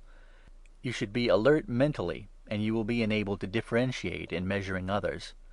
Be generous, however, in the goodwill, confidence, and belief in others. Trust your fellow man in small things without much suspicion. The general average is good. Every successful man has faith. He has a deep-rooted belief in something outside that helps him. He calls it his luck, fortune, guiding star, or destiny. He has an intuitive belief in a certain something that helps him and causes him to get over hard places. This something is really his self-poise and mental dominance. I know men who can give no explanation of the means by which they expect to get by their present troubles or difficulties, yet they have sure faith that they will get by. The man who says, "I don't know just how, but I will get through it somehow," is the one who does. Something pulls him through. It is his faith and the very words "I will" in the expression of faith. You ride in a train, in a streetcar, or travel by ship. You read, eat, sleep, and have faith in the hand that guides the engine or motor. You show faith at every turn of the road in life. All faith rests on a great underlying law. That law enables you to establish faith in yourself, and that is the faith that concerns you most. With faith in yourself, you are invincible. You can conquer fear and all the holdbacks in life, and secure the spur of confidence and poise that makes you go and makes your plans go. Chapter 47. The cuckoo lays eggs in a sparrow's nest. The sparrow hatches the cuckoos, which crowd out the rightful occupants. Fear thought, implanted in the brain, will destroy and crowd out many faith thoughts. Fear is the parent of bashfulness, timidity, depression, irresolution, worry, and all the rest of the brood of negative, hurtful feelings and emotions. Fear and its progeny paralyzes mental effort and good work. It prevents the working out of well-thought plans and destroys power to make fine analysis. Fear withers the fine building chances of men and women, and makes weak, negative individuals instead of strong, reliant conquerors and doers of things. Fear destroys the cheerful and powerful I will harmony, and makes one sick bodily and stupid mentally. It eliminates the energy the average person has and positively prevents worthwhile accomplishment. You can't go fast on the road of content if the shackles of fear hold your feet and block your way. It is not the trouble of today that unnerves you or brings you down. It is the fear and worry about troubles that you expect in the future, and those troubles never come to pass at all. You can care for the troubles of today, but when you put the big burden of tomorrow's troubles on top of today's troubles, you are doing your mind and your body a great injustice. The energy you spend in threshing out the maybe troubles of tomorrow is sufficient to conquer more than the troubles of today. Nature has equipped you with a reserve supply of energy for the unexpected emergency troubles of today, but she does not calculate to have you draw on that reserve for future troubles which will not come. She is insulted by such demands, and resents such presumption on her liberality. You must learn how to kill the fear of vampire. All that is necessary is this: put willpower in command, and substitute faith for fear. That's the thing in a nutshell. It requires patience daily and hourly, with great alertness and strength. That's why I repeat the suggestion so often, to keep the thought alive. The constant impulse will impress you. When you eradicate fear, your mental attitude of faith will work wonders for you, and you will radiate hope, confidence, and ability, and impress these positive forces upon the people you meet. Trying to drive fear away by ordering it out is like trying to shovel out darkness from a room. You simply cannot do it. Open the windows, let in the light, and the darkness vanishes. Light and darkness cannot both stay in the room at the same time. It's the law I speak of so often, that no two objects can occupy the same space at the same time. Let the sunshine of faith in at your mental windows, and fear is absolutely dissipated. Chapter 48. Your willpower is a strange, subtle, intangible thing.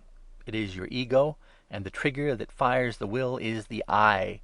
I can, I will, I am. Your will, whether it is weak or strong, is the keynote of your mental balance sheet and a synopsis of your life story. The strong will is nature's delight. It is nature's plan, and she rejoices when her plans work out and overcome artificial hindrances. Your will is a living force. It is electricity, power, energy. It is as positive in its working and as true to the great law in its workings as gravity. Nothing to you is impossible if you will do a thing and will until you make this thing happen. I hope you are using your willpower aright. Do not confuse stubbornness with strongness in relation to willpower.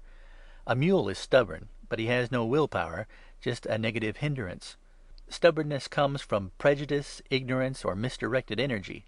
The man with a strong will knows how to yield, when yielding means stepping aside to get a better view or a stronger foothold. The stubborn man will not bend or stoop, and his stiff attitude will break him. A willow bends when a storm is on, and it bobs up serenely and keeps growing after the trouble is past. The man with will is like the willow. The ship has to turn out of its course to avoid rocks and icebergs. The big man doesn't push ahead right into trouble. He weaves, winds, stoops, climbs over, around, and under, and he gets by. Your one road to your objective of peace, efficiency, and poise is willpower. A strong, asserted willpower that brands good impressions on others, that is suggestion. When that willpower brands impressions on your own brain, that is autosuggestion.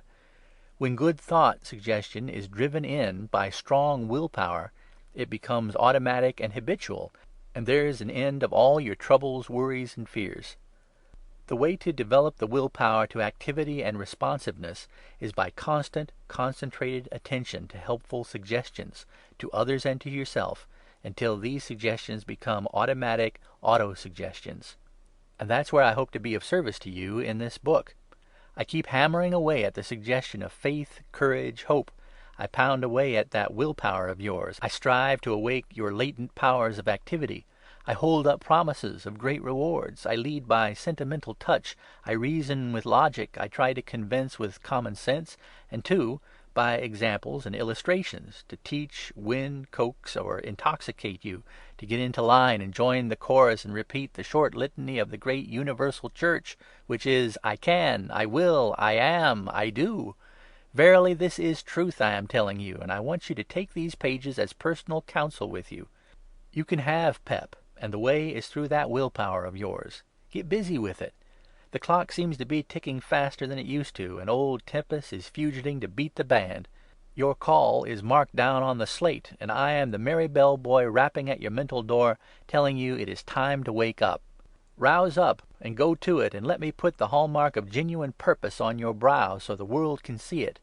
The hallmark is, I will by my will. Chapter 49. Pick out 12 drinking men you knew 12 years ago. Go over the list and see what's happened to them. Pick out 12 of the successful men you know today. Go over the list and see how many of them are boozers. 25 years ago, the man who said, I don't drink, was subject to sneers. Today, the man who says, I don't drink, comes in for cheers. If the stomach is filled with booze and the lungs with cigarette smoke, you cannot expect to build a good brain. The boozer has no more chance to win success in the game of life than a tallow-legged dog has to catch an asbestos rabbit in the place of fire and brimstone. You cannot get away from the fact that the worst of the real troubles in this world, the broken hearts, the deserted homes, the pinched children, the fallen women, the failures in business, are caused by drinking. The man who gets to the top is the booster, not the boozer. How about the absconders, the murderers, the human derelicts that have come to your attention? What was the cause of all these troubles? Answer: booze. Go to the poorhouse, talk to the old codgers there, shake things up and find out why these people have no homes. Answer: booze. How about the broken-hearted, suffering wife and the poor innocent kiddies whose little hearts are torn when the other kids point out their father's failing? Booze. The drunkard may think he is all right because he's taking care of the wife and the kiddies, but what the wife and the kiddies want is a real dad and not a booze-soaked dad. If drinking is getting a stronger hold on you, we wonder if you ever stop to realize that your wife and little ones watch your homecoming to see whether you are drunk or sober? How about those faces at the window, watching to see you come up the steps to find whether it is Daddy or a boozer? Maybe you have not come to this stage. I hope not. But if you are just occasionally going to extremes, it is time for you to sit up and listen, for there is no standstill in the drinking game.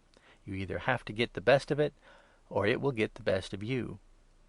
We have heard about the man who says, "I can take a drink when I feel like it. I know when I have enough and when to let it alone." Every drunkard and old soak has said those words 1,000 times, and it is a lie, and he knows it. We have no time to talk about the lambasting that drink gives the stomach, or to prove that your wonderful body cannot be soaked in alcohol and allow you to keep in good health at the same time. You cannot play the drink game and the think game at the same time. Drink puts think on the blink. When your brain is steeped in alcohol, it is a mere mass of putty. I cannot promise that every non-drinker will get to the top, but I can promise that no one will go to the top if he doesn't keep sober. Time flies, and the drinker finds he hasn't anything saved up for a rainy day. And gee willikins, how it does rain when it gets started! A drinking man in his old age pities himself, then curses himself, then grows jealous and pessimistic. This is followed by grouch, worry, fear, and the poor old boozer is down and out. We have used some pretty strong language in this chapter, but the strong words are needed. If you get a poison bite on your hand, perfumed oils will not cure it. It needs a caustic. You can lead a horse to water, but you cannot make him drink. I can tell you about the curse of drink, but it's up to you to quit. I challenge any man to advance a logical argument in favor of drinking. Note I say drinking.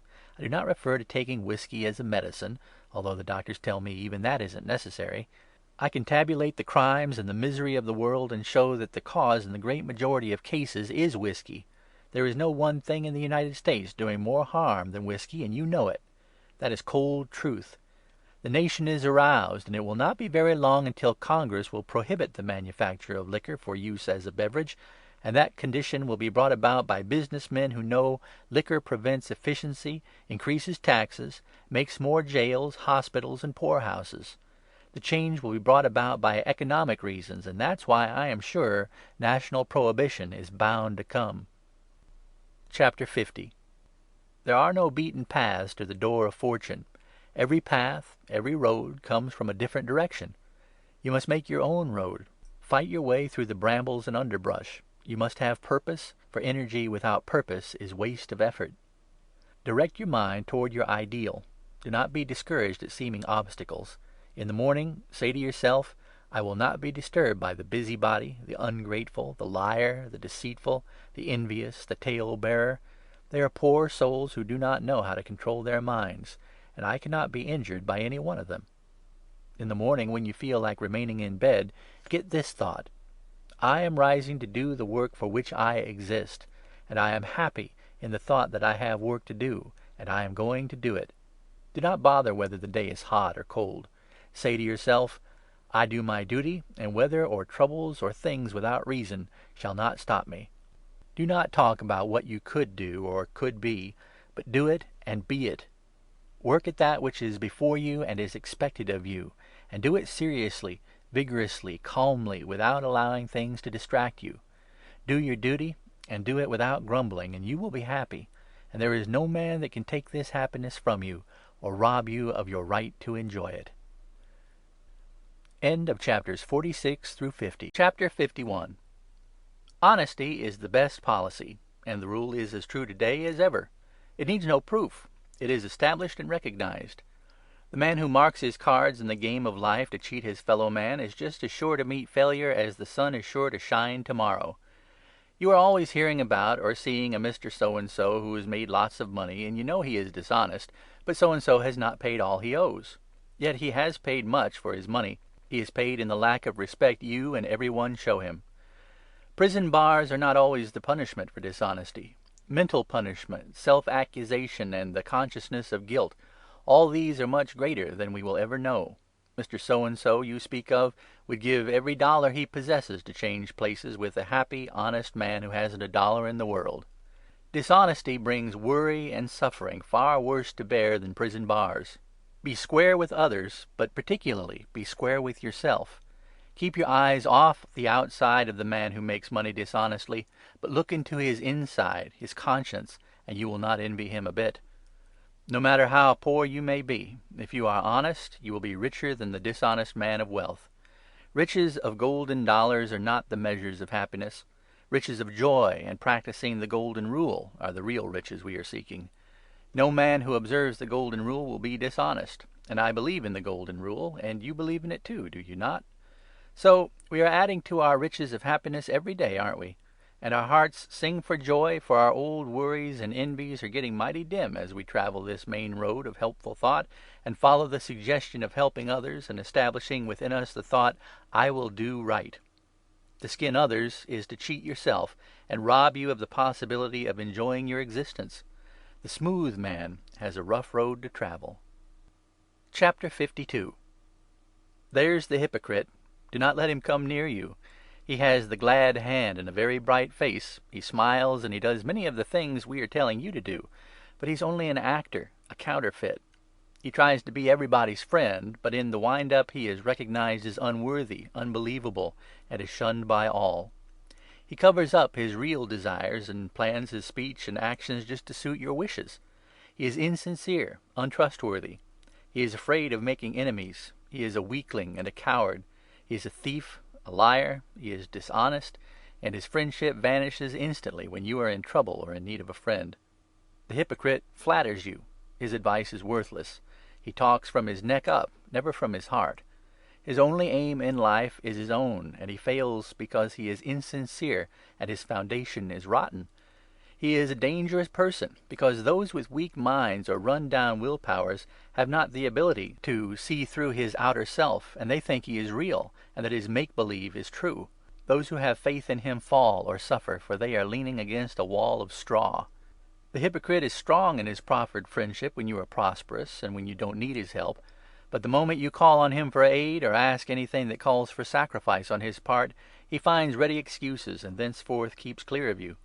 These smiling, obliging, agreeable hypocrites are positively hurtful to you. You want people to disagree with you sometimes. You want someone to fight and contend with you once in a while. That contact discloses your weak spots and lets you know where you stand. The hypocrite hands you out pretty boxes of word candy and fools you with the sweets. Better have someone give you a pickle once in a while. Sincerity seldom flatters. Blunt truth may hurt for an instant, but when you come to again, the reflex is enjoyable. Anyway, when you hear blunt truths, you know what you are dealing with. When you hear the honeyed words from a hypocrite, you are trying to fasten truth on soap bubbles. You simply make no progress and get no satisfaction. Chapter 53. To be approved, you must occasionally be reproved. Knowledge pointed out to you is mere words unless the knowledge is used. Set your ideal on the rock of truth, and do not be bothered by the waves that dash against it. You will at first be sneered at because you have ideals and live differently from the herd. But when your determination is realized by your friends, you will be cheered for your pluck. Success comes to you who willingly, successfully, and patiently stand by your standards. You may be misjudged and sneered at and criticized. Well, so was Columbus and Christ and all others who had great ideals. Langley said the time would come before long when men would fly in the air, and the people called Langley crazy and a fool. But the fools were those who called Langley the fool, for behold, men do fly in the air. Old ideas founded on the you can't theory are every day being upset by stern, patient, courageous men bobbing up and doing the very things the wise ones declared impossible. You have said, I can't stop worrying. The answer is, you can.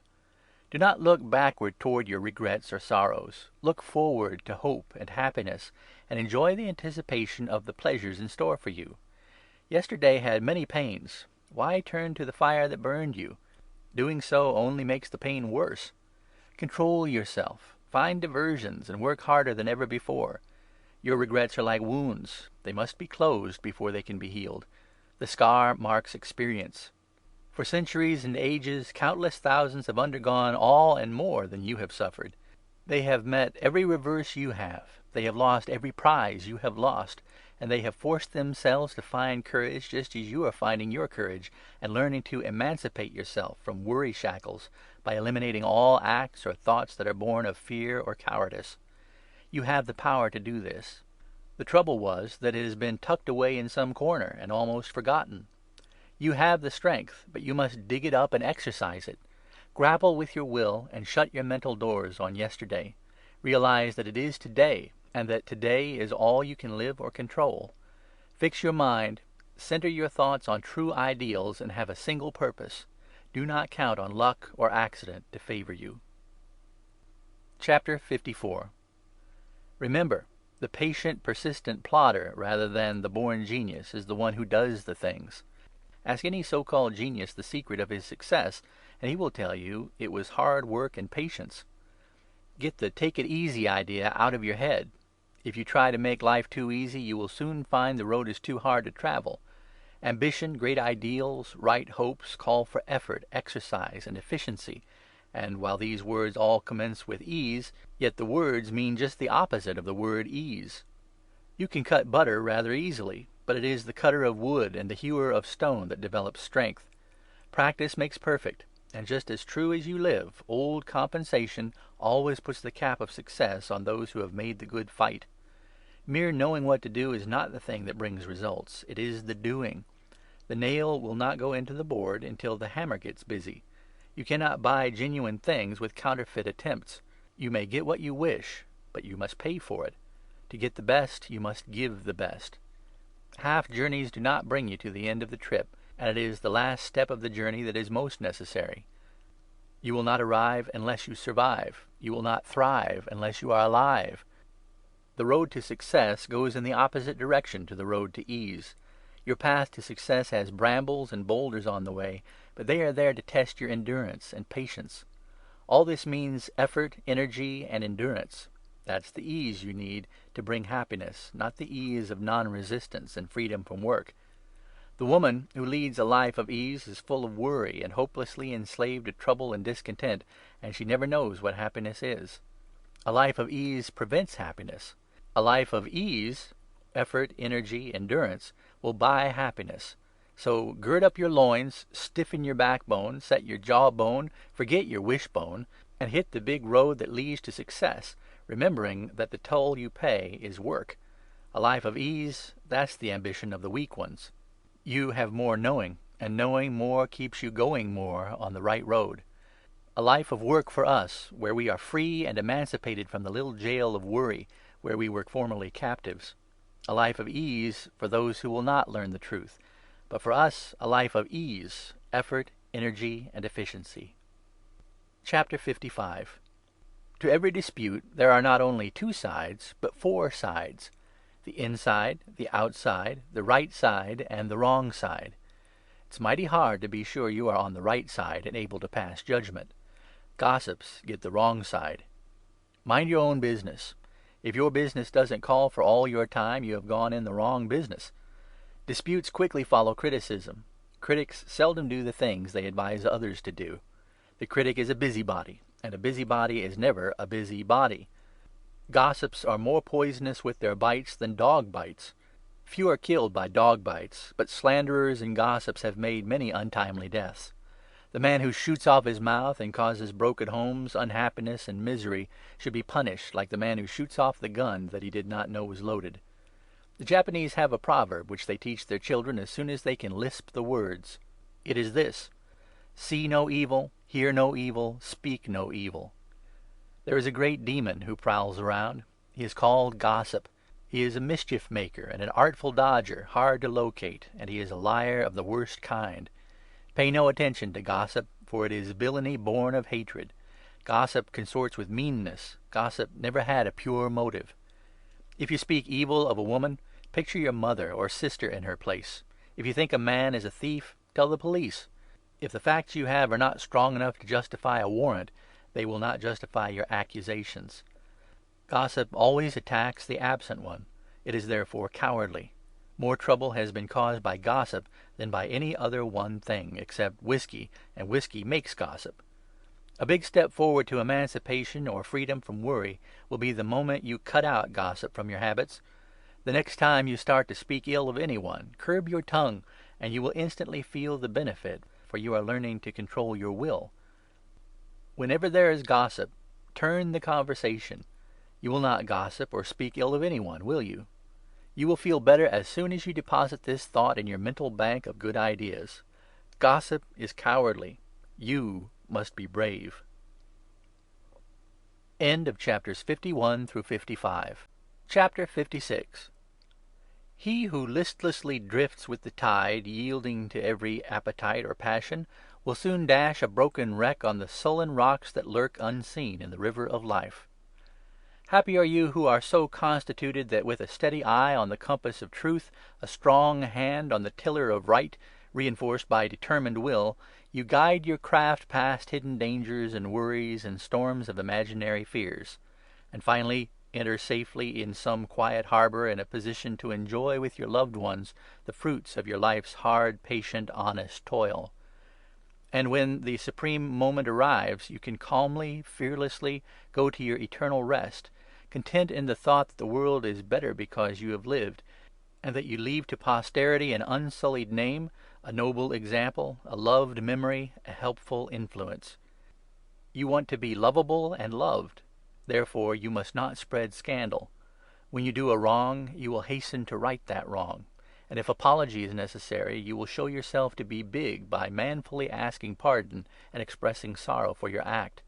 You will not intrude or force your religion or politics or peculiar beliefs on others, but will accord them their undoubted right to have their own honest opinion. You will do your charity without fuss or ceremony, and dress it with cheerful words and smiles. You will not boast of your good deeds, but rather seek to cover them. You will be grateful to your inferiors, respectful to your superiors, and natural with your equals. You will quit telling your troubles. People do not want to hear them, and your telling simply makes you suffer more and bores them. You will not take advantage of or trade upon the influence of your friends. You will not sell your honour for business or profit.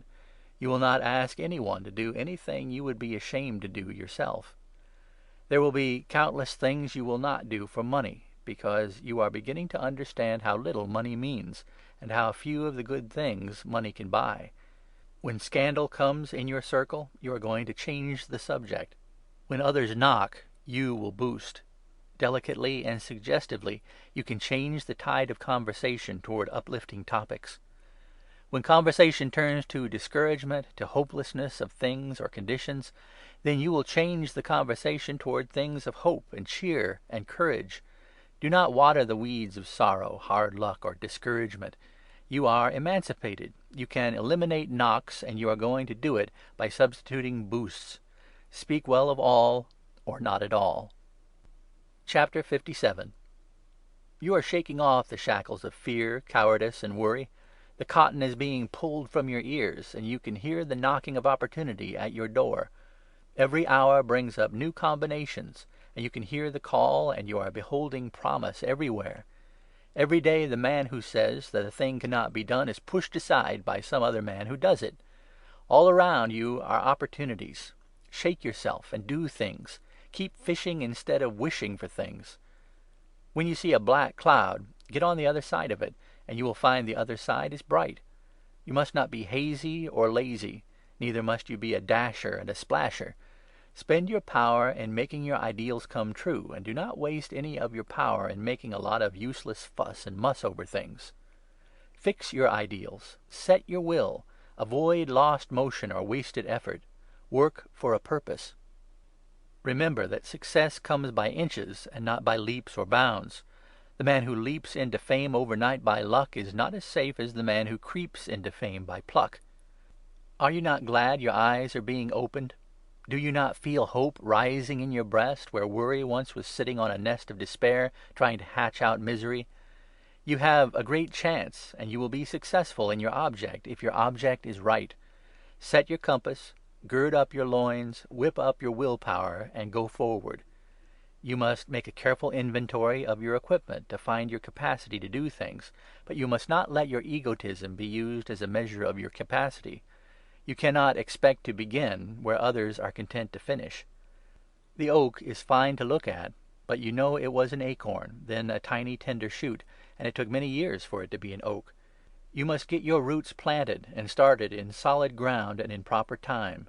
The growing up and branching come later.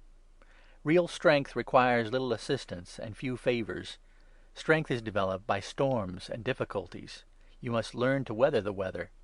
What a poor world this would be if all the people could be strong and great without working. You must face the music. You must start to sow in order to grow. If life were too easy for you, then you would make it too hard for everyone else. The law of compensation is rigid. It does not give out prize packages to those who yearn for lucky numbers, but to those who earn plucky numbers. If you work hard and are patient, if you bob up after you are knocked down, if you keep a stiff upper lip, if you say, "I will," instead of "I can't," then compensation is watching you over the tops of his glasses as he works at his big ledger of good deeds. Everything you do that is worth while he credits to you in the book. So you must be too busy to spend your time looking over the account. Compensation will keep the books all right. Some day you will get a dividend from your patient efforts, which may be more than in dollars and cents. The dividend will be a great surprise to you. Find your gait. Inventory your ability. Do the thing you can do best. Do what you are paid to do, and then some. It is the then some that boosts salaries and promotes men and women. Busy bodies and busy minds bring happiness and kill worry. Busy bodies and lazy minds are beautiful wallow holes for worry. There's plenty of room on top. Clear up to the sky is space and room to grow. The moment you make up your mind to be free from fear, worry, envy, hate, malice, jealousy, nothing can stop your climbing up to a high plane of life where your vision will be clearer. Get your fighting blood up. Awaken your spirit. Begin to drive things. Do not wait for the bandwagon to come by and hop on, but get out into the road and climb up the obstacle hill. Roll the stones aside. Climb over the dead timber. Wade the forbidding streams. Go straight up. When your purpose is honest, you will succeed. Do your very best, and you cannot be downed. Since the world began, success has never been handed out to men, but it has been earned by perseverance, work, energy, patience, and singleness of purpose. Rise up. You have been dozing and dreaming too long. Feel your pulse beats measure time to your footsteps. You go to exercise and work.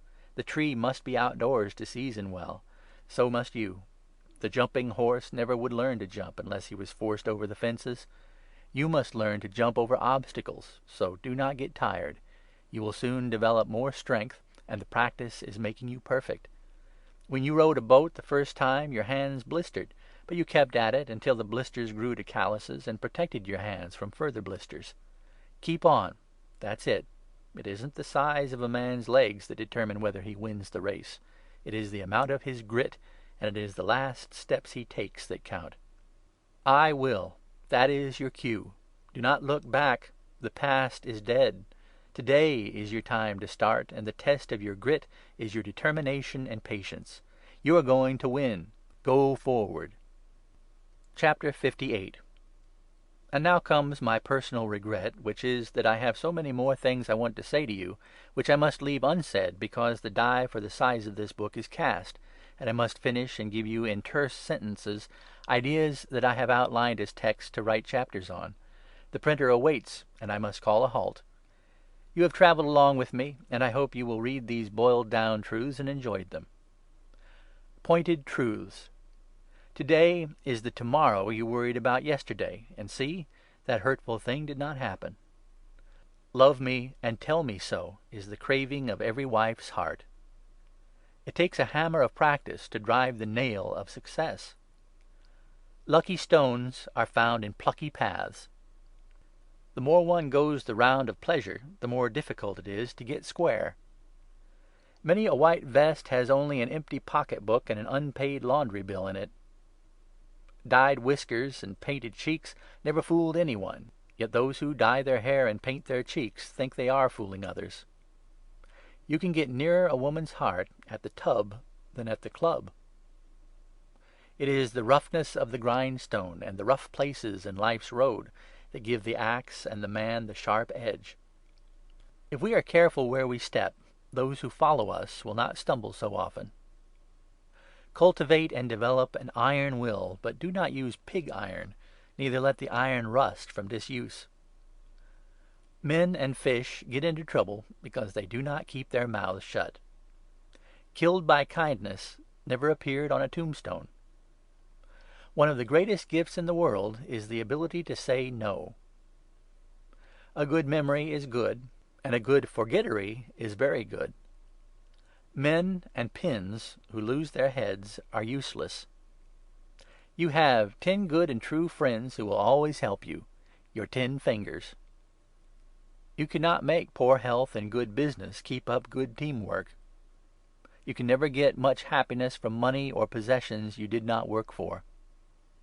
If you get real angry, look in a mirror for 2 minutes.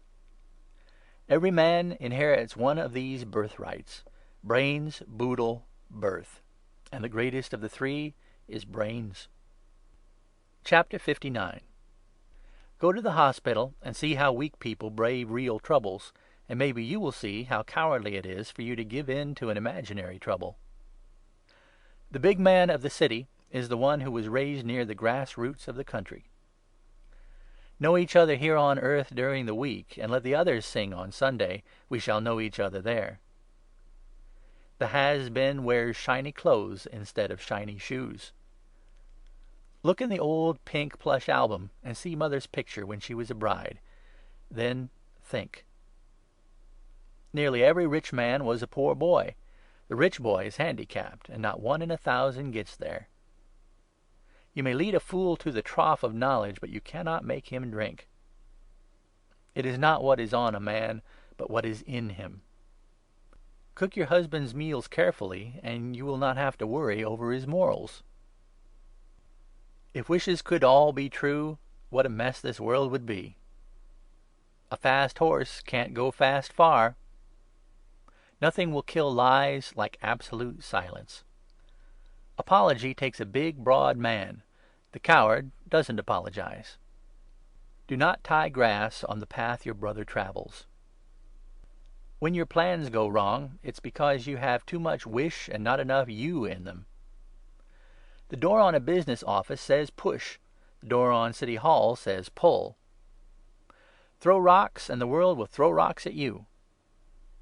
There are just 2 classes in the world: the one that says I can, and the one that says I cannot. You must learn to stand alone. Props can only help temporarily. You must act fairly. Trickery will not bring permanent success. You cannot buy your way with money to real homes, real hearts, or real friends. The lock that opens to the key of gold lets you into the room of insincerity, make-believe, and false ideals. Do not hope for progress, but hop for it. Make up your mind that you want uplifting thoughts, good ideas, noble ideals.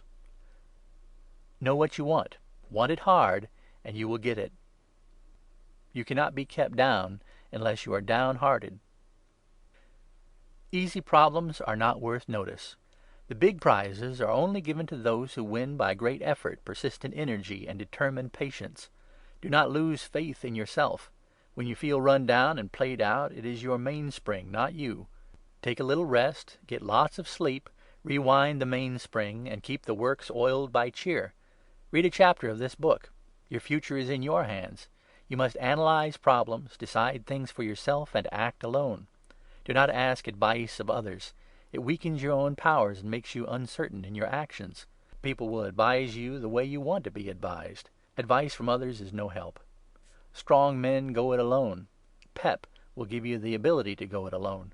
It is you who must solve your problems. Keep this ever in your mind. The world is busy. Everyone is occupied with his own affairs. Others will shun you if you go to them with hard-luck tales or seek them for advice. Be your own counselor, adviser, and director. Keep close to this book. Every page has a help, a weapon, a power, but you must do the wielding. Every truth in this book comes from experience, and every suggestion is based upon truth. Chapter 60. And now we come to the parting of the ways. The writing of these pages has been a great pleasure to me. I have felt all along that this message was personal, and in closing, I feel myself floundering around for something that will express the personality and make the parting temporary only. I want to be with you again. Reread this book. Absorb a chapter or so every few days. Keep the book ever near you, like a friend. Keep alive the suggestions and sustain the good thoughts. Keep your mental equipment in fine trim. As long as your willpower dominates, and as long as your mental attitude is serene, you are a power and a success. You who had pep and lost it, I hope you have regained it. And I'm sure you have, if you have read this book slowly and kept sustained interest and focused thought on the subjects. Fixed thought inevitably molds a man and makes him a creature of his thought picture. If your fixed thought is on faith, you are invincible and will stand fearless, unconquered, and powerful before the world. If your fixed thought is on fear, you will stand cowed, fearful, hopeless, and miserable before the world. Stand foursquare before the world, a pyramid of potential strength. Be superior to the changing winds and clouds and storms that pass. You have a duty to yourself first of all, and a duty to your loved ones and to the world. There is no nobler aim or higher accomplishment than to do your duty well. Vibrate your superb faith, inoculate your courage, instill good thought, make helpful suggestions, do good deeds, act gently, deal kindly, be a living, breathing model of God's most wonderful masterpiece, man. You are invincible. You can and will rise each day into higher and broader altitudes of thought and vision. You can and will add to your strength and power. Glorious, satisfying, intoxicating, pulsating life is your portion and your right and your unquestioned heritage. You have been in a fog. The sun was shining above it all. You have risen through the fog and now bask in the sunshine. You were wandering in the underbrush and jungle, following blind trails made by those who knew not the direction that would lead to the great highway, so well defined that those who follow it cannot be lost. The briars scratched, the stones bruised, the mud often swamped your footsteps, the jungle tangled, but you pushed on, following the suggestion of the guide, and now the open road lies before you. Keep in the big road. Let your face be to the light. Tune your heart to harmonize with the joyous song of life. Unbounded confidence and courage will develop, and all the horde of fear thought will skulk behind the bushes and briar patches as you pass triumphantly by. Below, in the valleys, are the snakes, scorpions, poison ivy, and stinging insects that lie in wait for those whose brains are filled with fear. Above are the velvet-throated songbirds that fill the air with gladsome notes and cheery music as you go along the great road with your staff of confidence as your strength, with your head up and your ears open. By day, the golden sun of courage, by night your bright star of duty light your pathway. The way is clear to poise, efficiency, peace, pep. The pleasant zephyrs of kindness, love, and sympathy play on your face. The world glories in you and is the better for having seen you. Keep on your way. Look up, not down.